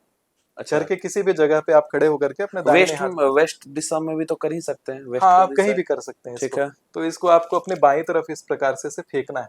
इससे जो भी नकारात्मकता आपके साथ चल करके आई होगी, तो सर वो तो फिर नमक घर ही में रह गया। वो ठीक है, वो नकारात्मकता को भगाने का उपाय है। अच्छा, मतलब घर में अपने किसी भी घर के कोने में नमक लेके पीछे फेंक दो, जी, काम खत्म। जी, चलिए, तो बहुत अच्छा है। तब इस हिसाब से तो सर वास्तु, चलिए ये तो हो गया। ऐसे नकारात्मकता को हटाने के लिए एक मंत्रोक्त उपाय भी है, देवी भागवत से है। ठीक है। आप क्या कर सकते हैं कि अगर लगता है कि नकारात्मकता घर में है तो पूजा करने के समय आपको इस उपाय को करना है कि थोड़ा सा अक्षत अपने सामने रखिए, और अक्षत यानी जो चावल है उसको उठा करके अपने दाहिने हाथ से ऐसे दिशाओं में फेंकना है। सबसे पहले पूरब की तरफ ऐसे फेंकिए, ठीक है, फिर दक्षिण में फेंकिए, फिर अग्नि कोण में, फिर दक्षिण में, फिर नैऋत्य कोण में, फिर पश्चिम में, फिर वायव्य कोण में, उत्तर में, ईशान कोण में और आकाश में फेंकिए, और ये मंत्र बोलिए, अब संतु जे भूता भूमितिष्ठता जे भूता विघ्न करता रहो गच्छन्तु शिवाज्ञा। इस मंत्र से जो भी अराजक शक्तियां होंगी, जो जीवन में विघ्न करने आई होंगी, वो सब भाग जाती है। ये पूजा करने के समय जी। करना है और डेली बेसिस हर कोई पे कर सकता है। और डेली कर सकते हैं। जी। चलिए तब तो बहुत बढ़िया है। और ऐसा क्या क्या चीज वगैरह होगा घर का जो हम लोग गिफ्ट ना करें या किसी को ना दें? सबसे पहली चीज है दही। दही। दही कभी किसी को नहीं देना है। लोग अक्सर गणेश जी की मूर्ति लोगों को गिफ्ट करने लगे हैं। हाँ। भगवान से संबंधित कोई भी वस्तु का गिफ्ट नहीं करना चाहिए। गुरु केवल दे सकते हैं अपने शिष्य को, और हर किसी को एक दूसरे को गिफ्ट आदान प्रदान में भगवान से संबंधित वस्तुओं का गिफ्टिंग नहीं करना है। आप दिया आदि दान दे सकते हैं, भगवान के सामान आप दान कर सकते हैं, सामान भगवान का हाँ, पूजन का सामान, सामग्री आप दान कर सकते लेकिन हैं, भगवान को नहीं कर सकते हैं। साथ में आपको किसी को भी जो झरने की पेंटिंग होती है वो दान नहीं करना है। झरने की हाँ, पेंटिंग गिफ्ट नहीं करना है। ठीक है। इसके साथ ही नमक आपको किसी को नहीं देना चाहिए। अच्छा, नमक भी नहीं देना हाँ, चाहिए। इससे कटुता आती है। अक्सर जो महिलाएं हैं अपने मायके से अचार लेकर के ससुराल जाती हैं, हाँ। वो उनको कार्य नहीं करना चाहिए। उससे उनके ससुराल में उनको मान सम्मान नहीं मिलता, मान सम्मान में क्षति आती है। और अगर वहाँ पर ससुराल लड़ाई से झगड़े, मायके लेके गई वो भी अचार नहीं है। दोनों में अचार का आदान प्रदान नहीं होगा। और अपने घर में भी नहीं करना चाहिए। घर में भी परिवार के सदस्यों में नहीं करना चाहिए अचार का आदान प्रदान, जो अलग अलग जगह रखते हैं। आप ये कर सकते हैं कि कोई व्यक्ति है तो अचार को ऐसे खरीदने वाला जो भान होता है, पैसा दे दिया, थोड़ा सा कुछ धन या अक्षत ऐसे हाथ में पकड़ा करके, ऐसा किया जा सकता है। लेकिन जितना हो सके अवॉइड करें, क्योंकि ये नेगेटिव उपाय है। नेगेटिविटी अचार से होता है। ये तो बहुत मतलब ये बहुत मेजर चीज आपने बताया अचार का, क्योंकि हम लोग के घर में मम्मी को अचार बनाने का बहुत शौक है जी। और वो बना के अपने ननिहाल मतलब अपने घर पे कि हम लोग चाचा जी लोग को हम लोग बांटते हैं जी। तो ये आपने बोला कि कुछ भी धन मुद्रा ले लें जी, 100 रुपए 500 रुपए 11 रुपए 5 जो भी। रुपए 1 रुपया। अच्छा हाँ, हाँ 1 रुपए 5 रुपए भी ले लो तो उसका दोष कंप्लीट हट जाता है। जी। और अचार का स्थान क्या है, तो उत्तर की दिशा में अचार को रखना है। नॉर्थ। अच्छा, लेकिन किचन में है सर? किचन में है वो ठीक है, लेकिन उतना फल नहीं देगा। लेकिन अगर आप उत्तर में रखते हैं तो इसका उत्तर भी वास्तु होता है अचार का भी। हाँ, खट्टी वस्तुओं का वास्तु है। आप उत्तर में रखते हैं तो कुबेर देवता उससे प्रसन्न होते हैं। और अच्छा। कुबेर देवता को खट्टा और तीखा मसालेदार बहुत पसंद है। हाँ। और खूब धन की कृपा घर में आने लगती है जो वहां रखते हैं। ऐसे किचन में रखना दोष नहीं देगा, लेकिन अगर फायदा लेना है तो उत्तर में रख दीजिए। उत्तर में रख दें। जी। चलिए तो बहुत अच्छा ही है। और अगर किसी से अपना काम निकलवाना हो तो उसका भी कुछ उपाय है? हाँ। अच्छा, क्या? देखिए इसमें मैं एक वैदिक उपाय बताता हूँ। अगर आप किसी से अपना काम निकलवाना चाहते हैं तो मंगलवार के दिन ये उपाय को करना है। आपको ये हाथ में बांधने वाला कलावा धागा लेना है लाल रंग का। ठीक है। तुलसी के आपको 21 पत्ते तोड़ लेने हैं। मंगलवार को पत्ता नहीं तोड़िए, सोमवार को तोड़ लीजिए, मंगलवार को प्रयोग करेंगे। उन पत्तों के ऊपर आपको तुलसी के 21 पत्ते तोड़िए और रक्त चंदन से, लाल चंदन जो होता है उससे आपको राम राम राम राम सभी 21 पत्तों पर लिखना है। वो हाथ में जो मौलिया धागा का होता है, धागा मौलिया में आपको उसकी माला बना लेनी है, गूंथ करके खुद गूंथना है और जाके हनुमान जी को उसको अर्पित करना है। और जो काम आप जिस व्यक्ति से कराना चाहते हैं वो कामना आप हनुमान जी से कह दीजिए, वो व्यक्ति आपका काम करने के लिए विवश हो जाएगा। सर इतने ना छोटे सा पत्ता में राम राम कैसे लिखाएगा? हो जाता है, छोटा छोटा आप राम राम लिखेंगे अगर तिनके से तो वो लिखा जाता है। अच्छा हाँ, माचिस के तीली से भी तो लिख सकते हैं। तो इससे आपका काम बन जाएगा जी। कोई भी अपना काम करवा सकते हैं। अच्छा, तो जिससे करवाना है वो भी तो ये वीडियो देख रहा होगा जी, तो उसको भी समझ में आ गया होगा। लेकिन अब कोई प्रयोग करके आया है ये बात कोई नहीं जान रहा है।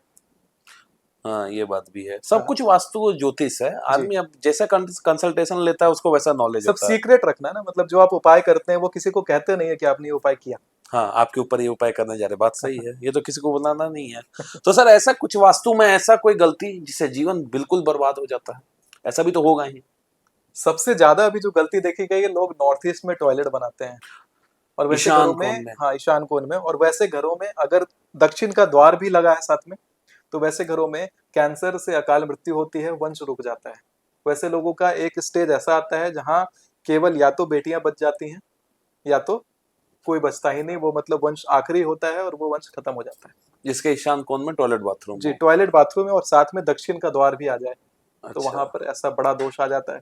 वैसे घर का परित्याग ही कर देना चाहिए। उसका कोई उपाय नहीं है? उसका इसका उपाय करने से कोई खास फायदा नहीं है। जब तक है तब तक थोड़ा सा उपाय आप ये कर सकते हैं कि जो ईशान कोण में बाथरूम है वहां पर आप फिर से है कि हरे रंग से चाहे पीले रंग से वहां की टेपिंग कर दें, और दक्षिण का जो दरवाजा है उसको लाल रंग से पेंट करवा दें। ये तत्काल उपाय है, लेकिन वो घर को यथाशीघ्र छोड़िए। छोड़ना ही सबसे हाँ मेन है। हाँ हाँ, बाथरूम छोड़िए, बाथरूम तो यूज मत करिए, तोड़वा दीजिए, उसको हटाइए, लेकिन घर छोड़िए।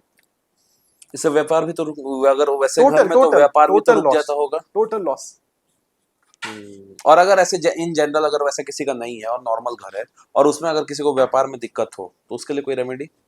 बिजनेस में दिक्कत आ रहा है तो देखिए, बिजनेस में अगर किसी का दिक्कत आ रहा है तो वो शनिवार के दिन पीपल के वृक्ष के पास जाएं और पीपल का एक पत्ता तोड़ें। पीपल के पत्ते के ऊपर माता लक्ष्मी का बीज मंत्र होता है हरिंग, हल्दी के माध्यम से वो बीज मंत्र लिखें और जिस कार्यस्थली पर वो बैठते हैं, रोज काम करते हैं, वहां पर अपने डेस्क के नीचे कहीं छुपा दें उस पीपल के पत्ते को। सिंगल पत्ता। अच्छा। देखेंगे कि धन आकर्षण इससे होगा। व्यापार स्थल में साथ में उनको पूरब का जो ऑफिस में जो दीवार होता है वहां पर एक सूर्य का एक उगता सूर्य, हाँ उगता सूर्य का फोटो लगाएं, या फिर तांबे का एक सूरज बना हुआ वहां पर लगा दें। तो इससे भी तांबे का बिजनेस अच्छा हो जाता है, बिजनेस बढ़िया होगा। तो फिर अगर सर बिजनेस इससे अच्छा हो जाएगा तो फेमस के लिए भी कुछ बता दीजिए कि फेमस होने के लिए क्या करें? जो लोग बहुत कम समय में, अब हम लोग का चैनल है, हमको भी फेमस होना है जी, तो क्या इसका कुछ उपाय है बताइए? लाल रंग के कपड़े में अपनी फोटो खिंचवाइए। लाल रंग? हाँ, ये लाल चलेगा? ये लाल नहीं, और लाल। अच्छा, और लाल, ठीक है। लाल रंग के कपड़े में फोटो खिंचवा करके और लाल रंग के फ्रेम में उस फोटो को डालिए। लाल फ्रेम? जी, ठीक है। और अपने घर की साउथ वॉल जो है, दक्षिण की दीवार है, वहां पर वो फोटो को लगा दीजिए। जितना बड़ा फोटो हो उतना ज्यादा बढ़िया। विशाल काय फोटो बनवाइए, एक पोर्ट्रेट के जैसा एक ऐसा बनवा करके और अपने दक्षिण की दीवार में लगाइए। इससे नेम फेम आता है। साथ में एक और उपाय इसके साथ करना है कि अपने घर का जो ईशान कोण है, देवता घर समझिए, वहां पर अंगद ने जब रावण के महल में जाकर के अपना पैर जमाया था, तो वो पैर की फोटो केवल निकालिए, अंगद के पैर की फोटो अवेलेबल हो पाएगा सर? हाँ, मिल जाएगा आपको, अंगद के चरण का फोटो मिल जाएगा। आप हमको सर दे दीजिएगा। जरूर, हम इसको लगा भी देंगे अभी वीडियो में। तो उसको क्या करना है फिर? अंगद के चरण का फोटो आपको लेकर के ईशान कोण में अपने लगा देना है और उनके सामने बैठ करके हनुमान चालीसा का पाठ करना है उस चरण के सामने। अच्छा, चरण के सामने। हाँ, हनुमान जी भी रहे वहां पे ईशान कोण में, एग्जैक्ट। अच्छा, वो लगा देना है, इससे भी फेमस आप होते हैं। तो डंका बजता है हर जगह ये लगाने के बाद जी। तो फिर तो सर इतना पूजा पाठ आप बता रहे हैं, और आज के डेट में जो सबसे बड़ा इशू है, जो पूजा पाठ ज्यादा करता है उसको बहुत कष्ट होता है जी। जो पाप कर रहा है मस्त मजे में है जी। तो फिर मतलब नहीं समझ में आया कि भाई इतना पूजा पाठ, इतना नियम श्रद्धा सब कुछ कर रहे हैं, दान दक्षिणा, लेकिन फिर भी कष्ट में है। देखिए, इसका क्या पुण्य निवारण एक है? करेंसी के जैसा है। आप जो काम करते हैं उससे आपको या तो पुण्य की करेंसी बढ़ती है या पाप की बढ़ती है। तो सर्वप्रथम जो खर्च होता है जब आप पाप करना शुरू करते हैं, तो पुण्य जो आपने कमाया था सबसे पहले वो खर्च होना शुरू होता है। खूब तेजी से आपके जीवन में अपार धन आने लगेगा, अपार उन्नति होने लगेगी। लेकिन अचानक से वो ऐसा ध्वस्त होगा कि आपका सबसे पहले तो जो आगे आने वाला कुल है उसका नाश हो जाएगा। और उसके साथ में जो आपने धन कमाया है वो सब नाश हो जाता है, वो नश्वर हो जाता है और बहुत ही कष्ट भोगना पड़ता है। प्रेत आदि योनि को मृत्यु के बाद प्राप्त होते हैं। मरने के समय आपके साथ कोई खड़ा नहीं रहता। मैं एक उदाहरण आपको छोटा सा देता हूँ। जैसे हमारे होम टाउन में एक डॉक्टर थे। वो डॉक्टर जो थे वो जीवन भर बहुत ही ज्यादा लोगों का, कहते हैं, बदतमीजी किया करते थे लोगों के साथ में। लेकिन जब उनकी मृत्यु हुई तो उनके बेटे नहीं रहे। ऐसे बेटे उनके थे, मतलब उनका कुल तो ऐसे भी नाश हो चुका था, केवल बेटियां बची थी उनकी।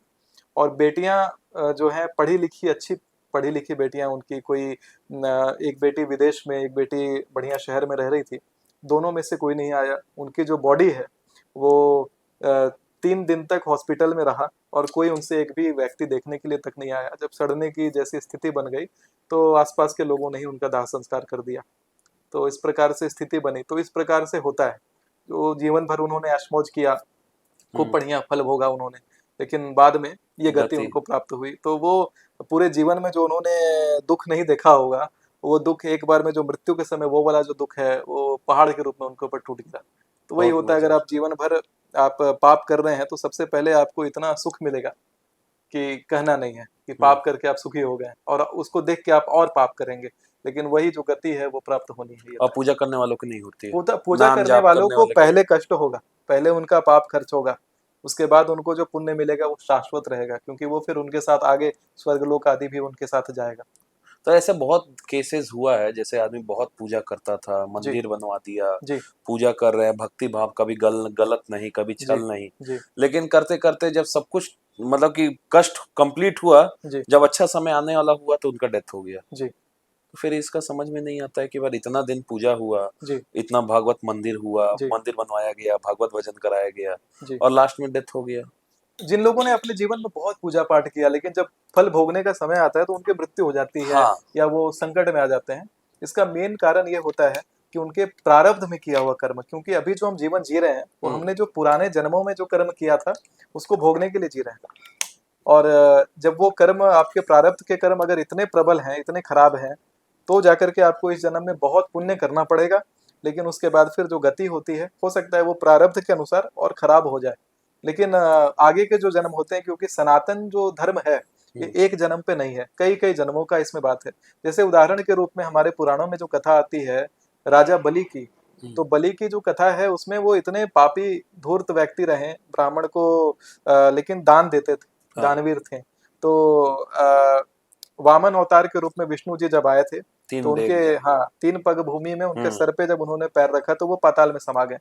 तो पाताल में अभी हैं, लेकिन उनको जो वरदान प्राप्त हुआ वो ये प्राप्त हुआ कि अगले आने वाले मनवंतर में 14 मनवंतर कुल होते हैं, यानी कि ये जो चतुर्युग चलते हैं, 4-4 युगों का जो साइकिल चलता है, ऐसे 71 चतुर्युग जब हो जाते हैं तो एक मनवंतर होता है। तो इस प्रकार 14 मनवंतर होते हैं, अभी वैवस्वत मनवंतर चल रहा है। तो इस प्रकार जब अगला सावर्णी मनवंतर आएगा उसमें जो इंद्र, हाँ, तो हर मनवंतर में एक इंद्र होते हैं, हर बार इंद्र बदल जाते हैं। तो अभी जो इंद्र है उनका नाम पुरंदर है, लेकिन जब सावर्णी मनवंतर आएगा तो जो उसमें इंद्र आएंगे तो वो बलि आएंगे। अच्छा। तो पहले तो उनकी गति हो गई ना, पाताल में बिल्कुल समा गए तो खत्म हो गया, भगवान को देख करके भी खत्म हो गया। सही बात। लेकिन अगला जब मनवंतर आएगा तो उसमें वो इंद्र रहेंगे, सर्वोच्च सत्ता बलि के पास। वही प्रारब्ध के कर्म के चलते ही हो जाता है, लेकिन अगले जन्म में उनका सब कुछ फिर अच्छा रहेगा। तो सर, जैसे कि पूजा पाठ आदमी करता है, सब कुछ करता है, पता कैसे चलेगा कि इसका फल शुभ है या अशुभ है, या फिर नहीं मिल रहा है? कैसे पता चलेगा ये चीज? आपकी आत्मा बताती है, आपका चेतना। जब आप पाप करने जाते हैं तो आपकी चेतना पहले ही आपको जागृत कर देती है कि आप पाप कर रहे हैं, लेकिन फिर भी आप करते हैं। पुण्य कर रहे हैं तो अंदर से एक सुख मिलता है। इस प्रकार से भगवान ने दुनिया बनाया है, वो पता स्वयं ही चल जाता है कि हाँ बहुत शांति। हाँ, जो बोलते कि मैंने ये पूजा कराया लेकिन मेरे को कोई फल नहीं मिल रहा है। हाँ हाँ हाँ।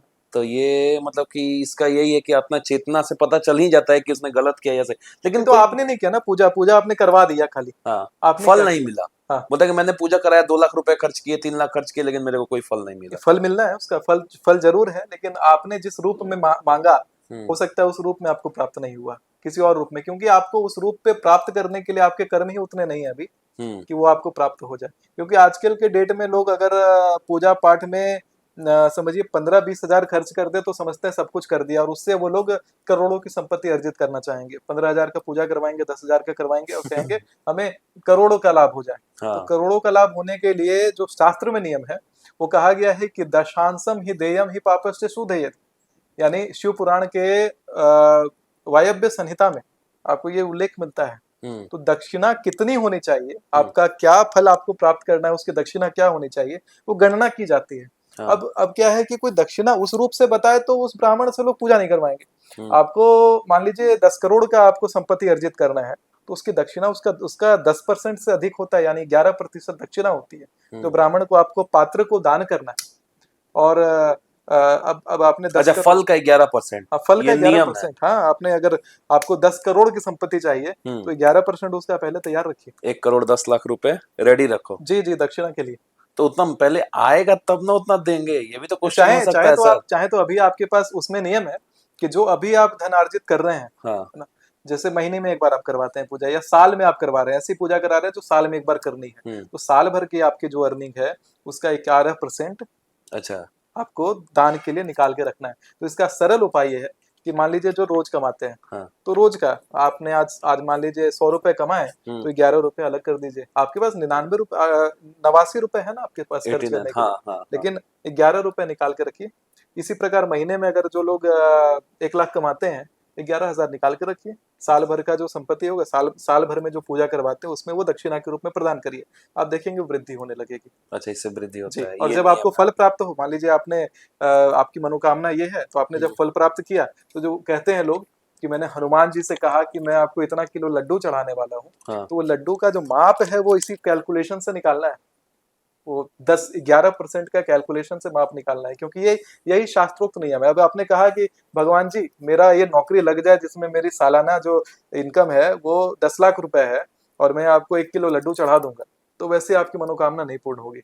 उस इनकम का इतना आप गज के रखिए कि उस इनकम का आप 11% आप हनुमान जी को अर्पित कर रहे हैं। अच्छा, तो भगवान है, भगवान को तो सब पता चल ही जाता है कि जी। मन में सामने वाला का क्या चल रहा है। जी। बोलने वाला तो बोलता है कि हम ये करा देंगे, जब पैसा आ जाता है भूल जाता है। जी। तो ये तो ऊपर सबको पता है जी। कि भाई ये तो कुछ कराने नहीं वाला है। जी।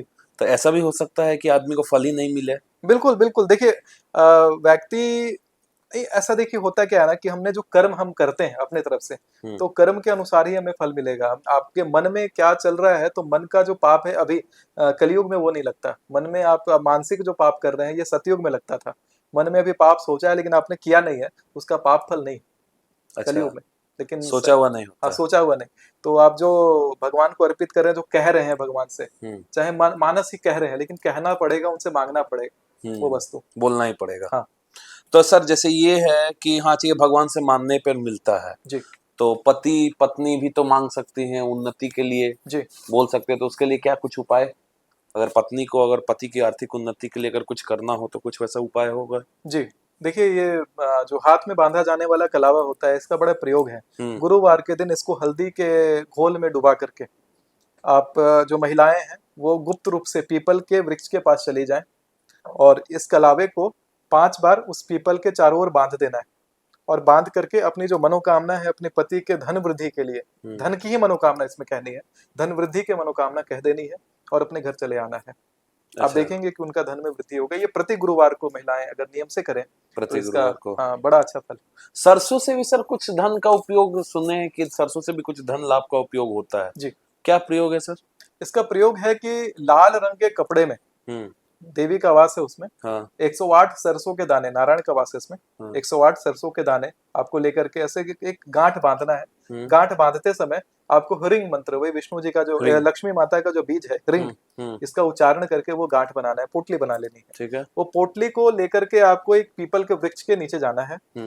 थोड़ा सा गड्ढा, एक हाथ का गड्ढा छोटा सा बना करके उस पोटली को उस गड्ढे में पूर्णतः आप दबा दीजिए, और बिना पीछे मुड़े अपने घर चले जाइए। आप देखेंगे कि पीपल के पेड़ के नीचे, हाँ, 1 फीट गड्ढा करके, थोड़ा सा गड्ढा नहीं, जितना में वो पोटली चली जाए अंदर पूर्णतः, और अपने घर चले जाइए बिना पीछे मुड़े।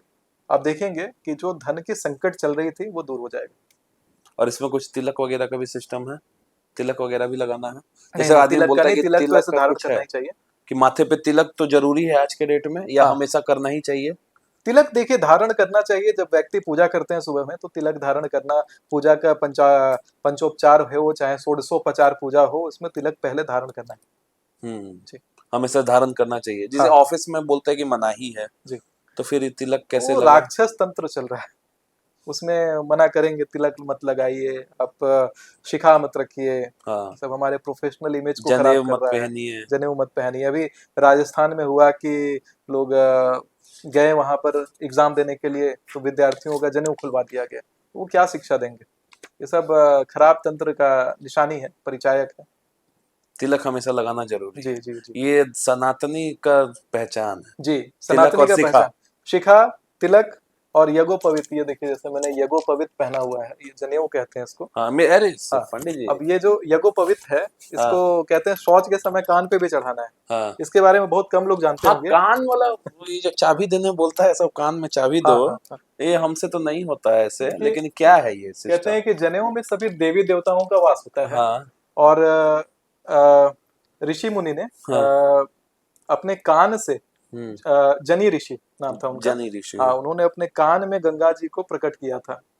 तो जब भी हम अपने जनेऊ को अपने कान में चढ़ाते हैं तो हम कहते हैं कि जब तक मैं शौच अवस्था में हूँ तब तक आप सभी देवी देवता कान में उपस्थित गंगा जी के पास में जाके बैठ जाइए। तो ब्राह्मण के कान में गंगा का वास होता है। ब्राह्मण के कान में जी, कई बार मंत्र बोलते हैं तो मुंह जब जूठा रहे, है ना, कुछ खाया हो हमने और मंत्र बोल रहे हैं या पूजा अर्चना करनी हो और वैसे यात्रा में है, कोई व्यवस्था नहीं है, तो वैसे में आचमनी कर सकते हैं कान से। कैसे करना है? जैसे हम लोग पहले आचमनी पूजा में किस प्रकार करते हैं कि विष्णु पूजा में ओम केशवाय नमः, ओम माधवाय नमः, ओम गोविंदाय नमः और ओम ऋषिकेशाय नमः छोड़ देते हैं।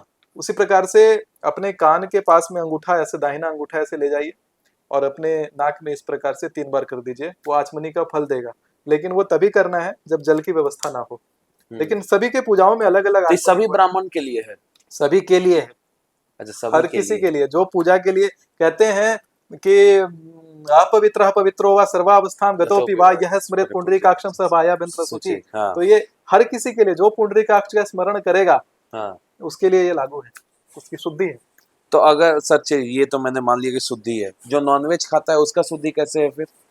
तो नॉनवेज खाता है उसकी पूजा तो भगवान नहीं स्वीकार करते हैं, लेकिन अगर वो ये प्रण लेता है कि हमसे बहुत घोर पाप हुआ है, मैंने जीव हत्या किया है, मैंने मांस खाया है, तो इस प्रकार का प्रण लेकर के वो अगर मांसाहार छोड़ देता है, त्याग देता है, तो भगवान उसे स्वीकार कर लेंगे। मांसाहार करने वाले का पूजा भगवान स्वीकार नहीं करते। लाख कितना भी बड़ा पूजा नहीं करते। मैं देवी भागवत में श्लोक है, अवश्य में वो भोक्तव्यम कृतं कर्म शुभाशुभम। जानवर के शरीर में जितने रोम छिद्र हैं उतने वर्षों तक, उतने हजार वर्षों तक उस जातक को नरक में वास करना पड़ता है।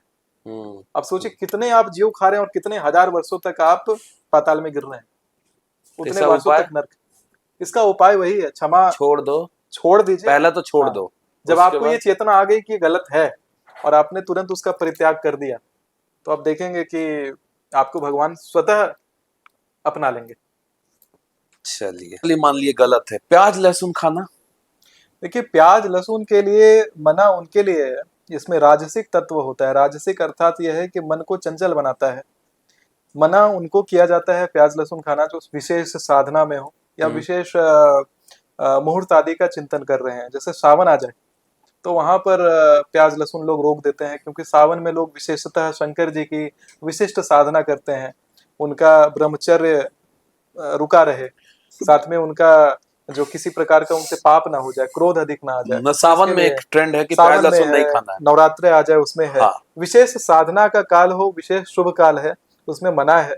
ऐसे देखिए, जिन घरों में प्याज लहसुन बनता है, मांसाहार तो नहीं है, किसी जीव की हत्या नहीं हो रही, इसका तत्व है किस साधक को क्या खाना चाहिए, उसकी आहार के लिए भी संहिता है, आहार संहिता कहते हैं। और ये आपके गुरु उपदेश करेंगे कि आप, उदाहरण के रूप में गणेश जी का उचिष्ट गणेश मंत्र होता है, तो उसमें आप देखेंगे तो जूठा मुंह से करना है।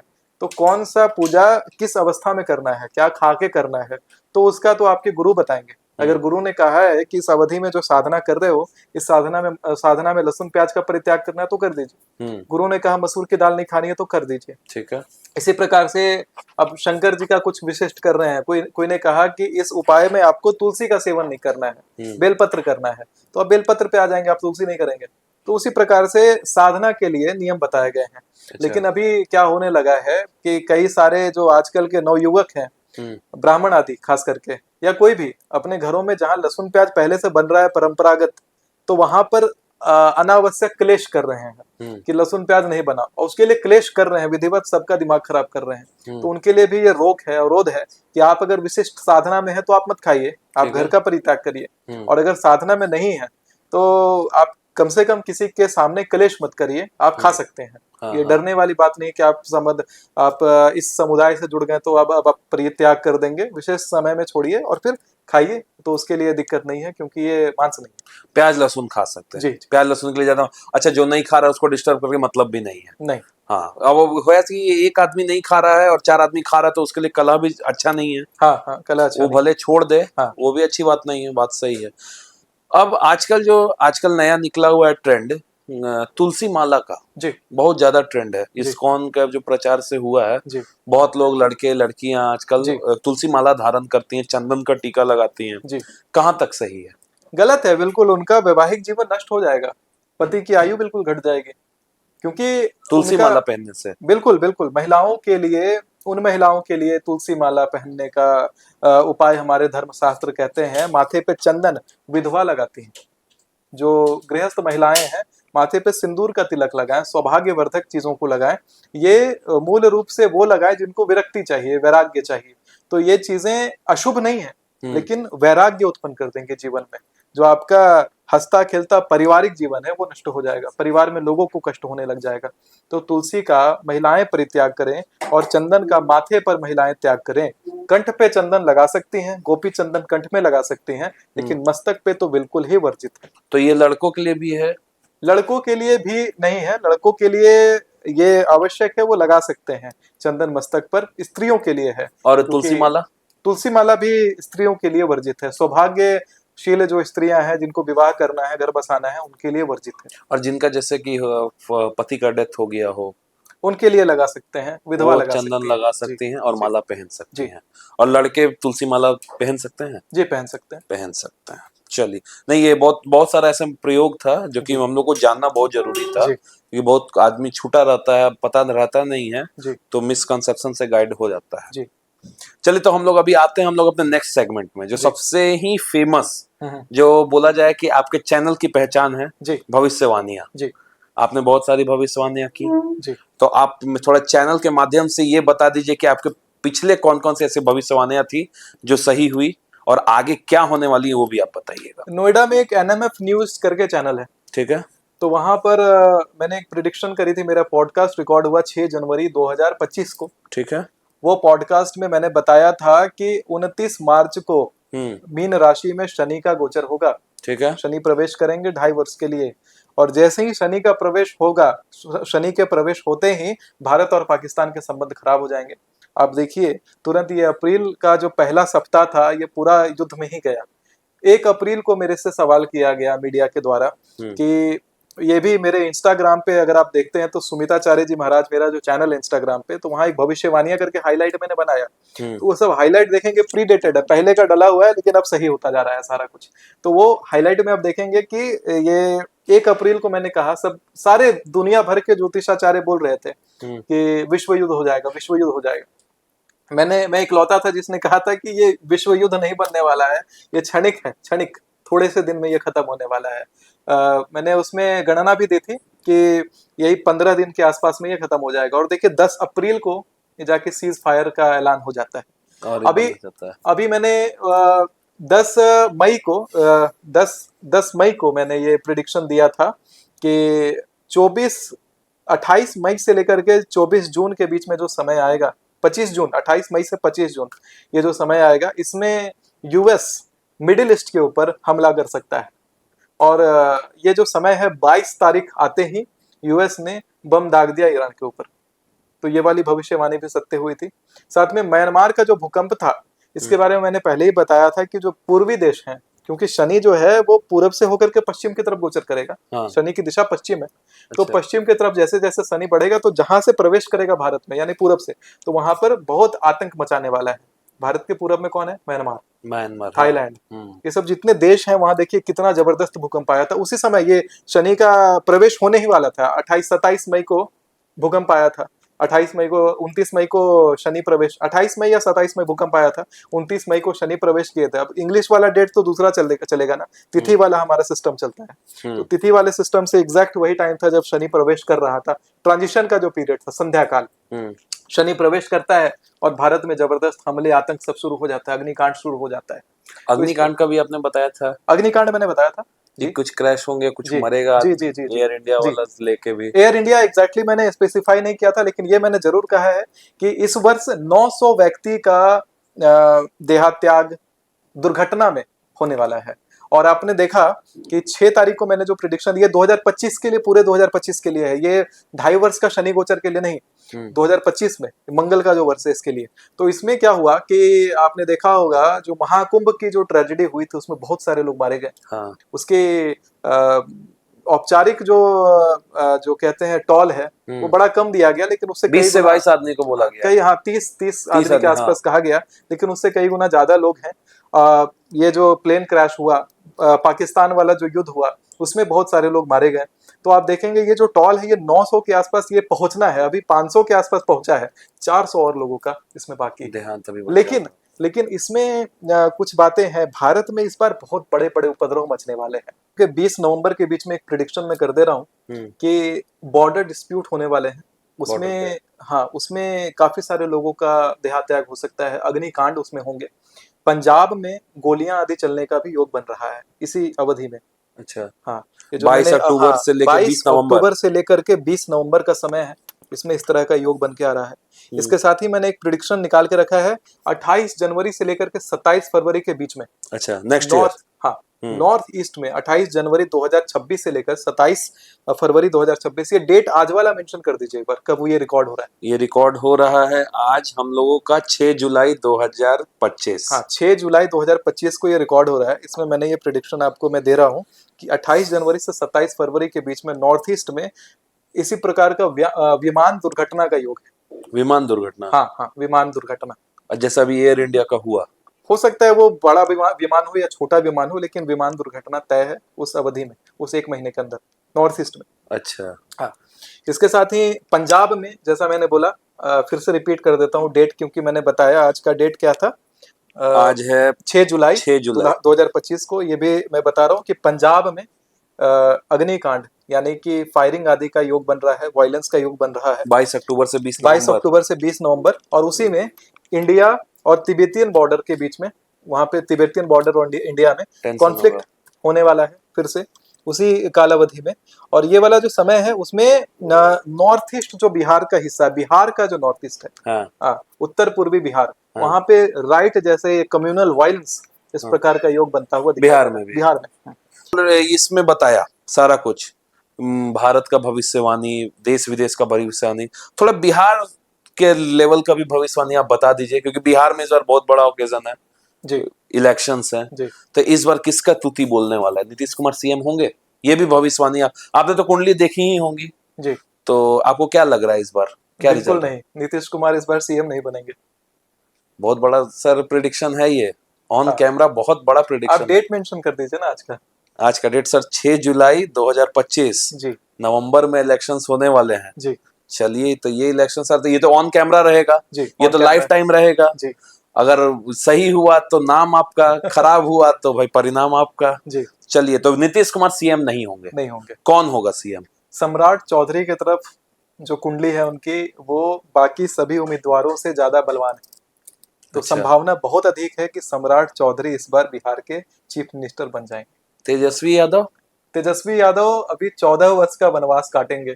और तेजस्वी यादव जी 14 वर्ष जी, 14 वर्ष तक अभी वो गद्दी नहीं मिलने वाली है, लेकिन ये तय है कि उनको 14 वर्ष के बाद वाला जो इलेक्शन है उसमें उनको गद्दी मिल जाएगी। वो 14 वर्ष इन द सेंस कि अभी 2025 का चुनाव है, 2040 के चुनाव में जी जी उनको कुर्सी मिलेगी जी, उससे पहले नहीं मिलेगी? नहीं मिलेगी। चिराग पासवान? नहीं मिलेगी, उनको अभी 30 वर्ष और उनका देर है चिराग कुर्सी प्राप्त करने में। और सबसे ज्यादा हॉट टॉपिक आज बिहार के राजनीति का प्रशांत किशोर जी, जो उनको तो बनना भी नहीं है सीएम, उनकी पार्टी के उम्मीदवार को उनको खड़ा करना है, लेकिन क्या प्रशांत किशोर की जन स्वराज कुछ तगड़ा कमबैक करने वाली है? अभी योग नहीं आ रहा है उस प्रकार से, लेकिन उनके जन स्वराज जो पार्टी है वो बहुत लंबा चलेगी और राजनीतिक भविष्य बहुत अच्छा उनका रहने वाला है जन स्वराज का जी। लेकिन इस बार के चुनाव में अभी कुछ नहीं, फीका है। फीका है। बहुत बड़ा प्रेडिक्शन सर बिहार के लिए आपने किया है। और तो बिहार में देखिए ना, अभी जो चुनावी जो समय आने वाला है उसमें जो नॉर्थ ईस्टर्न बिहार है, हाँ, तो उधर कम्युनल वायलेंस का योग है। और वो आपने बोला है 20 अक्टूबर से 22 नवंबर के बीच, आपने बोला है 22 अक्टूबर से 20 नवंबर के बीच में। जी हाँ, मैंने यहाँ पे निकाल करके सारे डेडलाइन रखे हुए हैं। वो डेट है 22 अक्टूबर से लेकर के 20 नवंबर के बीच में। तो इसी समय तो चुनाव होने वाले हैं सर। जी, नॉर्थ ईस्ट बिहार में कम्युनल वायलेंस है, तो इसी समय तो चुनाव होते हैं जी, लेकिन इस समय यही जो अवधि है इसमें वायलेंस भी है। अब वो देखिए किस प्रकार का रूप लेता है। इस प्रकार का ज्योतिषीय गणना तो यही कह रहा है कि बिहार में इस प्रकार का होगा। साथ में बिहार में एक और बात है, 26 जून से लेकर के 24 जुलाई के बीच में फ्लड देखने के लिए मिलेगा। मिडिल जो भारत का भाग है वहां पर वर्षा सामान्य है, लेकिन इधर बिहार में फ्लड इस अवधि में देखने के लिए तो जैसे 26 जून से लेके 24 जुलाई के बीच में, उसमें जनहानि भी होगी, यानी लोग मरेंगे। तो मतलब अभी वो पीरियड स्टार्ट है उस हिसाब से, तो अभी 5 हाँ, जुलाई है। पीरियड बस अब समझिए शुरू हो गया है 24 जुलाई के आसपास में। ये जो है 24 जुलाई से पहले पहले इस प्रकार का सिचुएशन देखने के लिए मिल सकता है। कहीं बाढ़ आ फ्लडिंग सकता है, हाँ, बिहार में। जी चलिए, तो अभी तो तुरंत में आपका रिपोर्ट हो जाएगा। जी तो 26 जून से 24 जुलाई बिहार के किसी भी कोने में बाढ़ आएगा जी और जनहानि होगी। जी। इसके अलावा भी केवल बिहार में ही होगा? देखिए, इस बार 24 जुलाई से पहले पहले कुछ बहुत बड़े बदलाव हमारे दुनिया में देखने के लिए मिलेंगे। सबसे पहला तो है कि हमारा नॉर्थ ईस्ट का जो भाग है भारत का, वहां पे डिस्प्यूट देखने के लिए मिलेगा। फिर से डेट कोट कर लीजिए, 6 जुलाई 2025 को ये पॉडकास्ट रिकॉर्ड हो रहा है। नॉर्थ ईस्ट जो सेक्शन है भारत का, वहां पर डिस्प्यूट होने वाला है, कम्युनल डिस्प्यूट है। इस बार? हाँ, अभी? इस बार 24 जुलाई से पहले पहले। साथ में कनाडा, ऑस्ट्रेलिया और साउथ अमेरिका में टेरर अटैक होंगे। और साथ में मंत्रिमंडल में बदलाव हो सकता है, थोड़ा बहुत, ये बहुत ही कम है, आंशिक है। सेंट्रल इंडिया में यानी मध्य भारत जो है वो कम वर्षा को देखेगा अभी, और बिहार में बाढ़। साथ में मैं थोड़ा बताता हूँ, 25 जुलाई से लेकर के 23 अगस्त के लिए कुछ बड़ी प्रिडिक्शन में देता हूँ कि जो मंगोलिया है और चाइना है, यहाँ पर अर्थक्वेक आ जाएगा। ये फिर से रिपीट करता हूँ। हाँ, 6 जुलाई 2025 को ये रिकॉर्डिंग हो रहा है। मंगोलिया और चाइना में अर्थक्वेक देखने के लिए मिलेगा 25 जुलाई से लेकर के 23 अगस्त के बीच में। डिफेंस मिनिस्ट्री DRDO जो है बहुत ही बड़े पैमाने पे इंपोर्ट करने वाले हैं रक्षा के सामान, और उसमें DRDO का जो कहते हैं आर्थिक स्थिति वो मंदी में रहेगी। भारत की जो रक्षा व्यवस्था है उसमें मंदी देखने के लिए मिलेगी, लेकिन रक्षा तंत्र प्रबल होगा। रिलीजियस प्लेसेस में, धार्मिक संस्थानों में उस समय आपको डिस्प्यूट देखने के लिए मिलेंगे 25 जुलाई से 23 अगस्त के बीच में। और इसी पीरियड में आप देखेंगे कि नॉर्थ इंडिया में बहुत ज्यादा, जो नॉर्थ का बिल्कुल उत्तरी भाग है, यानी दिल्ली है, आपका हरियाणा है, राजस्थान आदि में बहुत ज्यादा बाढ़ जैसी स्थिति उत्पन्न हो जाएगी। ये कब का है? 25 जुलाई से 25 जुलाई से 23 अगस्त के बीच में है। फिर अब मैं आता हूँ 24 अगस्त से लेकर के 21 सितंबर, फिर से डेट कोट करूं, 6 जुलाई 2025 को ये रिकॉर्ड हो रहा है। तो फेमस पर्सन, किसी बहुत प्रसिद्ध व्यक्ति का जेल जाने का योग बन रहा है भारत में। और वेस्टर्न कंट्रीज में टेरर अटैक कंटिन्यू रहने वाला है। फिर से वेस्टर्न जो कंट्रीज हैं वहां पे टेरर अटैक कंटिन्यू होंगे, और यूरोप में युद्ध जैसे आसार बनने वाले हैं। यूरोप में, हाँ, यूरोप में। और नॉर्थ ईस्ट और ईस्ट में बंगाल और बिहार का, नॉर्थ ईस्ट और ईस्ट बिहार में वो कम्युनल डिस्प्यूट फिर से होने वाला है। ये भी अच्छा, इस बीच में भी? हाँ, 24 अगस्त से 21 सितंबर में, और 22 सितंबर से 21 अक्टूबर का जो है उसमें बॉर्डर डिस्प्यूट है। पाकिस्तान वाला जो मुद्दा है वो फिर से एक्टिव हो सकता है। कश्मीर आदि में हिंसा आदि का योग बन रहा है, और भारत में फिर से युद्ध जैसी स्थिति बनती हुई दिख रही है। ये क्षणिक है, बहुत लंबा समय तक नहीं रहने वाला है। ये कब का पीरियड है? 22 सितंबर से 21 अक्टूबर। 22 सितंबर से 21 अक्टूबर का पीरियड है। और साथ में मैंने ये भी प्रेडिक्ट किया है कि बंगाल की खाड़ी में 22 सितंबर से 21 अक्टूबर के बीच में चक्रवात उठने वाला है, उसमें जनहानि भी होगी। और इसी समय दुनिया में कुछ जगहों पर मास मोबिलाइजेशन होगा, मतलब बहुत ही भारी पैमाना में लोग जो है स्थानांतरण करने पलायन होने वाला है, बहुत भारी मात्रा में होगा। और किस एरिया में होगा? ये थोड़ा सा कह पाना मुश्किल है, लेकिन ये विश्व पटल के लिए है, ग्लोबल पॉलिटिक्स के लिए है कि बहुत ही भारी मात्रा में, मतलब इतना मात्रा होगा कि वो पता लगे कि हाँ ये हो रहा है, बड़ी मात्रा में हो रहा है, तो वो भारी मात्रा में पलायन होगा। और ये जो अवधि मैंने बताई है मास मोबिलाइजेशन का, 22 सितंबर से 21 अक्टूबर के बीच में है। आज 6 जुलाई 2025 को हम रिकॉर्ड कर रहे हैं। अब अगला डेट क्या है? 22 अक्टूबर से 20 नवंबर, जो आपने भी बताया। हाँ, बिहार में होगा हिंसा। हाँ, और पंजाब में आगजनी होगी। हाँ, ये बताया आपने। इंडिया चाइना कॉन्फ्लिक्ट भी मैंने बताया है। इंडिया चाइना कॉन्फ्लिक्ट बताया है। इस बार फिर से लग रहा है कोरोना जैसा या कोई कम्युनिकेबल डिजीज इस बार फिर से फैलने का योग है, लेकिन वो क्षणिक है। बॉर्डर डिस्प्यूट कंटिन्यू रहने वाला है। ये कब का रहेगा? कोरोना 22 अक्टूबर से 20 नवंबर है। फिर आपका 21 नवंबर से लेकर के 19 दिसंबर का मैं एक प्रेडिक्शन आपको दे रहा हूं कि फेमस पर्सन, किसी विश्व पटल पर बहुत प्रसिद्ध व्यक्ति का घात कर दिया जाएगा, हत्या, हाँ, हत्या होने का योग आ रहा है। और 20 दिसंबर कौन सा डेट था? 21 नवंबर से 19 दिसंबर। आज 6 जुलाई 2025 फिर से रिपीट करते हैं। तो इसमें फेमस पर्सन का घात होगा। नॉर्थ इंडिया के हिली एरिया में ट्रेजेडी आएगी, जो उत्तरी भारत में, जैसे उत्तराखंड आदि में ट्रेजेडी आएगी, भूस्खलन आदि का योग है। और पूर्वी राज्यों में, भारत के पूर्वी राज्यों में नहीं, भारत के बाहर पूर्वी देशों में फिर से, जैसा म्यांमार आदि जो देश मैंने बताया था, तो उस प्रकार के देशों में भूकंप आएगा, जबरदस्त भूकंप आएगा। इसमें जनहानि होगी 21 नवंबर से लेकर 19 दिसंबर 2025।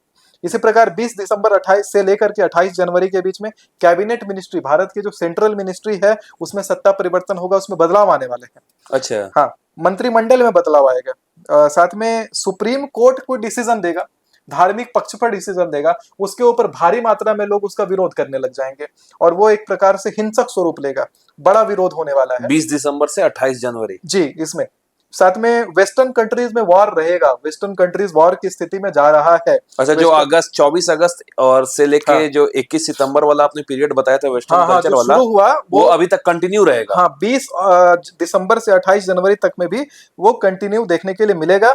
और मिडिल ईस्ट में इंटरनल कॉन्फ्लिक्ट शुरू होने वाला है, यानी कि जो मिडिल ईस्ट के कंट्रीज हैं, मुस्लिम जो देश हैं, आपसी में उन लोगों में कॉन्फ्लिक्ट ऐसा होगा। रिलीजियस वायलेंस पश्चिम में देखने के लिए मिलेगा, जो भारत का पश्चिम भाग है वहां पे रिलीजियस वायलेंस देखने के लिए मिल सकता है। पश्चिम यानी महाराष्ट्र, गुजरात, ये सब जो पश्चिम में देश है, भारत के राज्य हैं, वहां पे रिलीजियस वायलेंस देखने के लिए मिलेगा। 28 जनवरी से 27 फरवरी तक नॉर्थ ईस्ट में, जैसा मैंने बताया कि प्लेन क्रैश जैसे योग आ रहे हैं। और इस प्रकार से है इस वर्ष का जो भविष्य फल है वो, ये काफी बड़ी भविष्यवाणियां हैं। फिर से मैं कहूँ 6 जुलाई। तो ये आप कैसे करते हैं सर, भविष्यवाणी आप करते कैसे हैं? करने के बहुत सारे सूत्र होते हैं, अब सभी सूत्र तो नहीं सिखा सकता हूँ, लेकिन अब कुछ सिद्धि वगैरह करना होता है इसको भविष्यवाणी के लिए, तो भाई आदमी बोलता है सिद्ध होना पड़ता है। देखिए, कई सारे ऐसे व्यक्ति हैं जो अपनी सिद्धियों को मूल रूप से बता देते हैं। कोई कहेगा कि मेरे साथ हनुमान जी की शक्ति चलती है, कोई कहेगा मेरे साथ कर्ण पिशाचनी चलती है, कोई कहेगा मेरे साथ ये शक्ति चलती है। तो वैसे व्यक्तियों का जो सिद्धि होता है वो तुरंत ही भंग हो जाता है, क्योंकि गुरु परंपरा में जो मंत्र है आपको प्राप्त गुरु के माध्यम से, जो सिद्धि आपको प्राप्त है, उसका वर्णन अगर आपने कर दिया, किसी के सामने आपने कह दिया, तो वो सिद्धि खंडित हो जाती है। तो उसको कहना तो कुछ नहीं चाहिए, लेकिन आप जब गणना आदि में आप काम करते हैं, करते करते अनुभव से आप बहुत बहुत चीजें सीख जाते हैं। अच्छा, तो वही गणना करते करते आपको हैबिट हो गया। चलिए ठीक, चलिए, तो बहुत बहुत धन्यवाद सर यहाँ आने के लिए और हमारे चैनल को और इतना अच्छा ज्ञान की बात बताने के लिए। लेकिन ये जाते जाते आप हमें अपनी बुक के बारे में, जो आपने हमें गिफ्ट किया जी, ये क्या है, इस बुक के बारे में आप मुझे बताइए। ये द ब्लू ट्रिनिटी नाम का बुक है। ये बेसिकली उन बच्चों के लिए है जो साइंस फिक्शन में इंटरेस्ट रखते हैं, लेकिन धर्म के बारे में भी जानना चाहते हैं। तो धार्मिक तथ्यों को साइंटिफिक लॉजिक के साथ में स्टोरी के रूप में, नोवेल के रूप में इस बुक में बताया गया है। अच्छा, और ये आपने लिखा है? हाँ, मैंने लिखा। और ये कब कब का है? ये लिखा था मैंने जब मैं अपनी 10th क्लास में स्टडी कर रहा था, तो मैंने हाथ से लिखा था। बाद में इसको मैंने पब्लिश करवाया। इसका रिस्पांस भी अच्छा था? बढ़िया बढ़िया रिस्पांस। चलिए, अगर किसी को आपसे सर संपर्क करना हो अपने प्रॉब्लम्स को लेके, कुछ भी हो, any time of personal things, तो वो आपसे कैसे कांटेक्ट करे? देखिए, मेरी एक वेबसाइट है sumitacharya.in, ठीक है, SUMITACHARYA, sumitacharya.in। ये तो हम लोग लगा देंगे नीचे, आप नेट पे डालिए और आप मेरे से कांटेक्ट वहां से कर सकते हैं, गूगल डॉक्यूमेंट्स के थ्रू।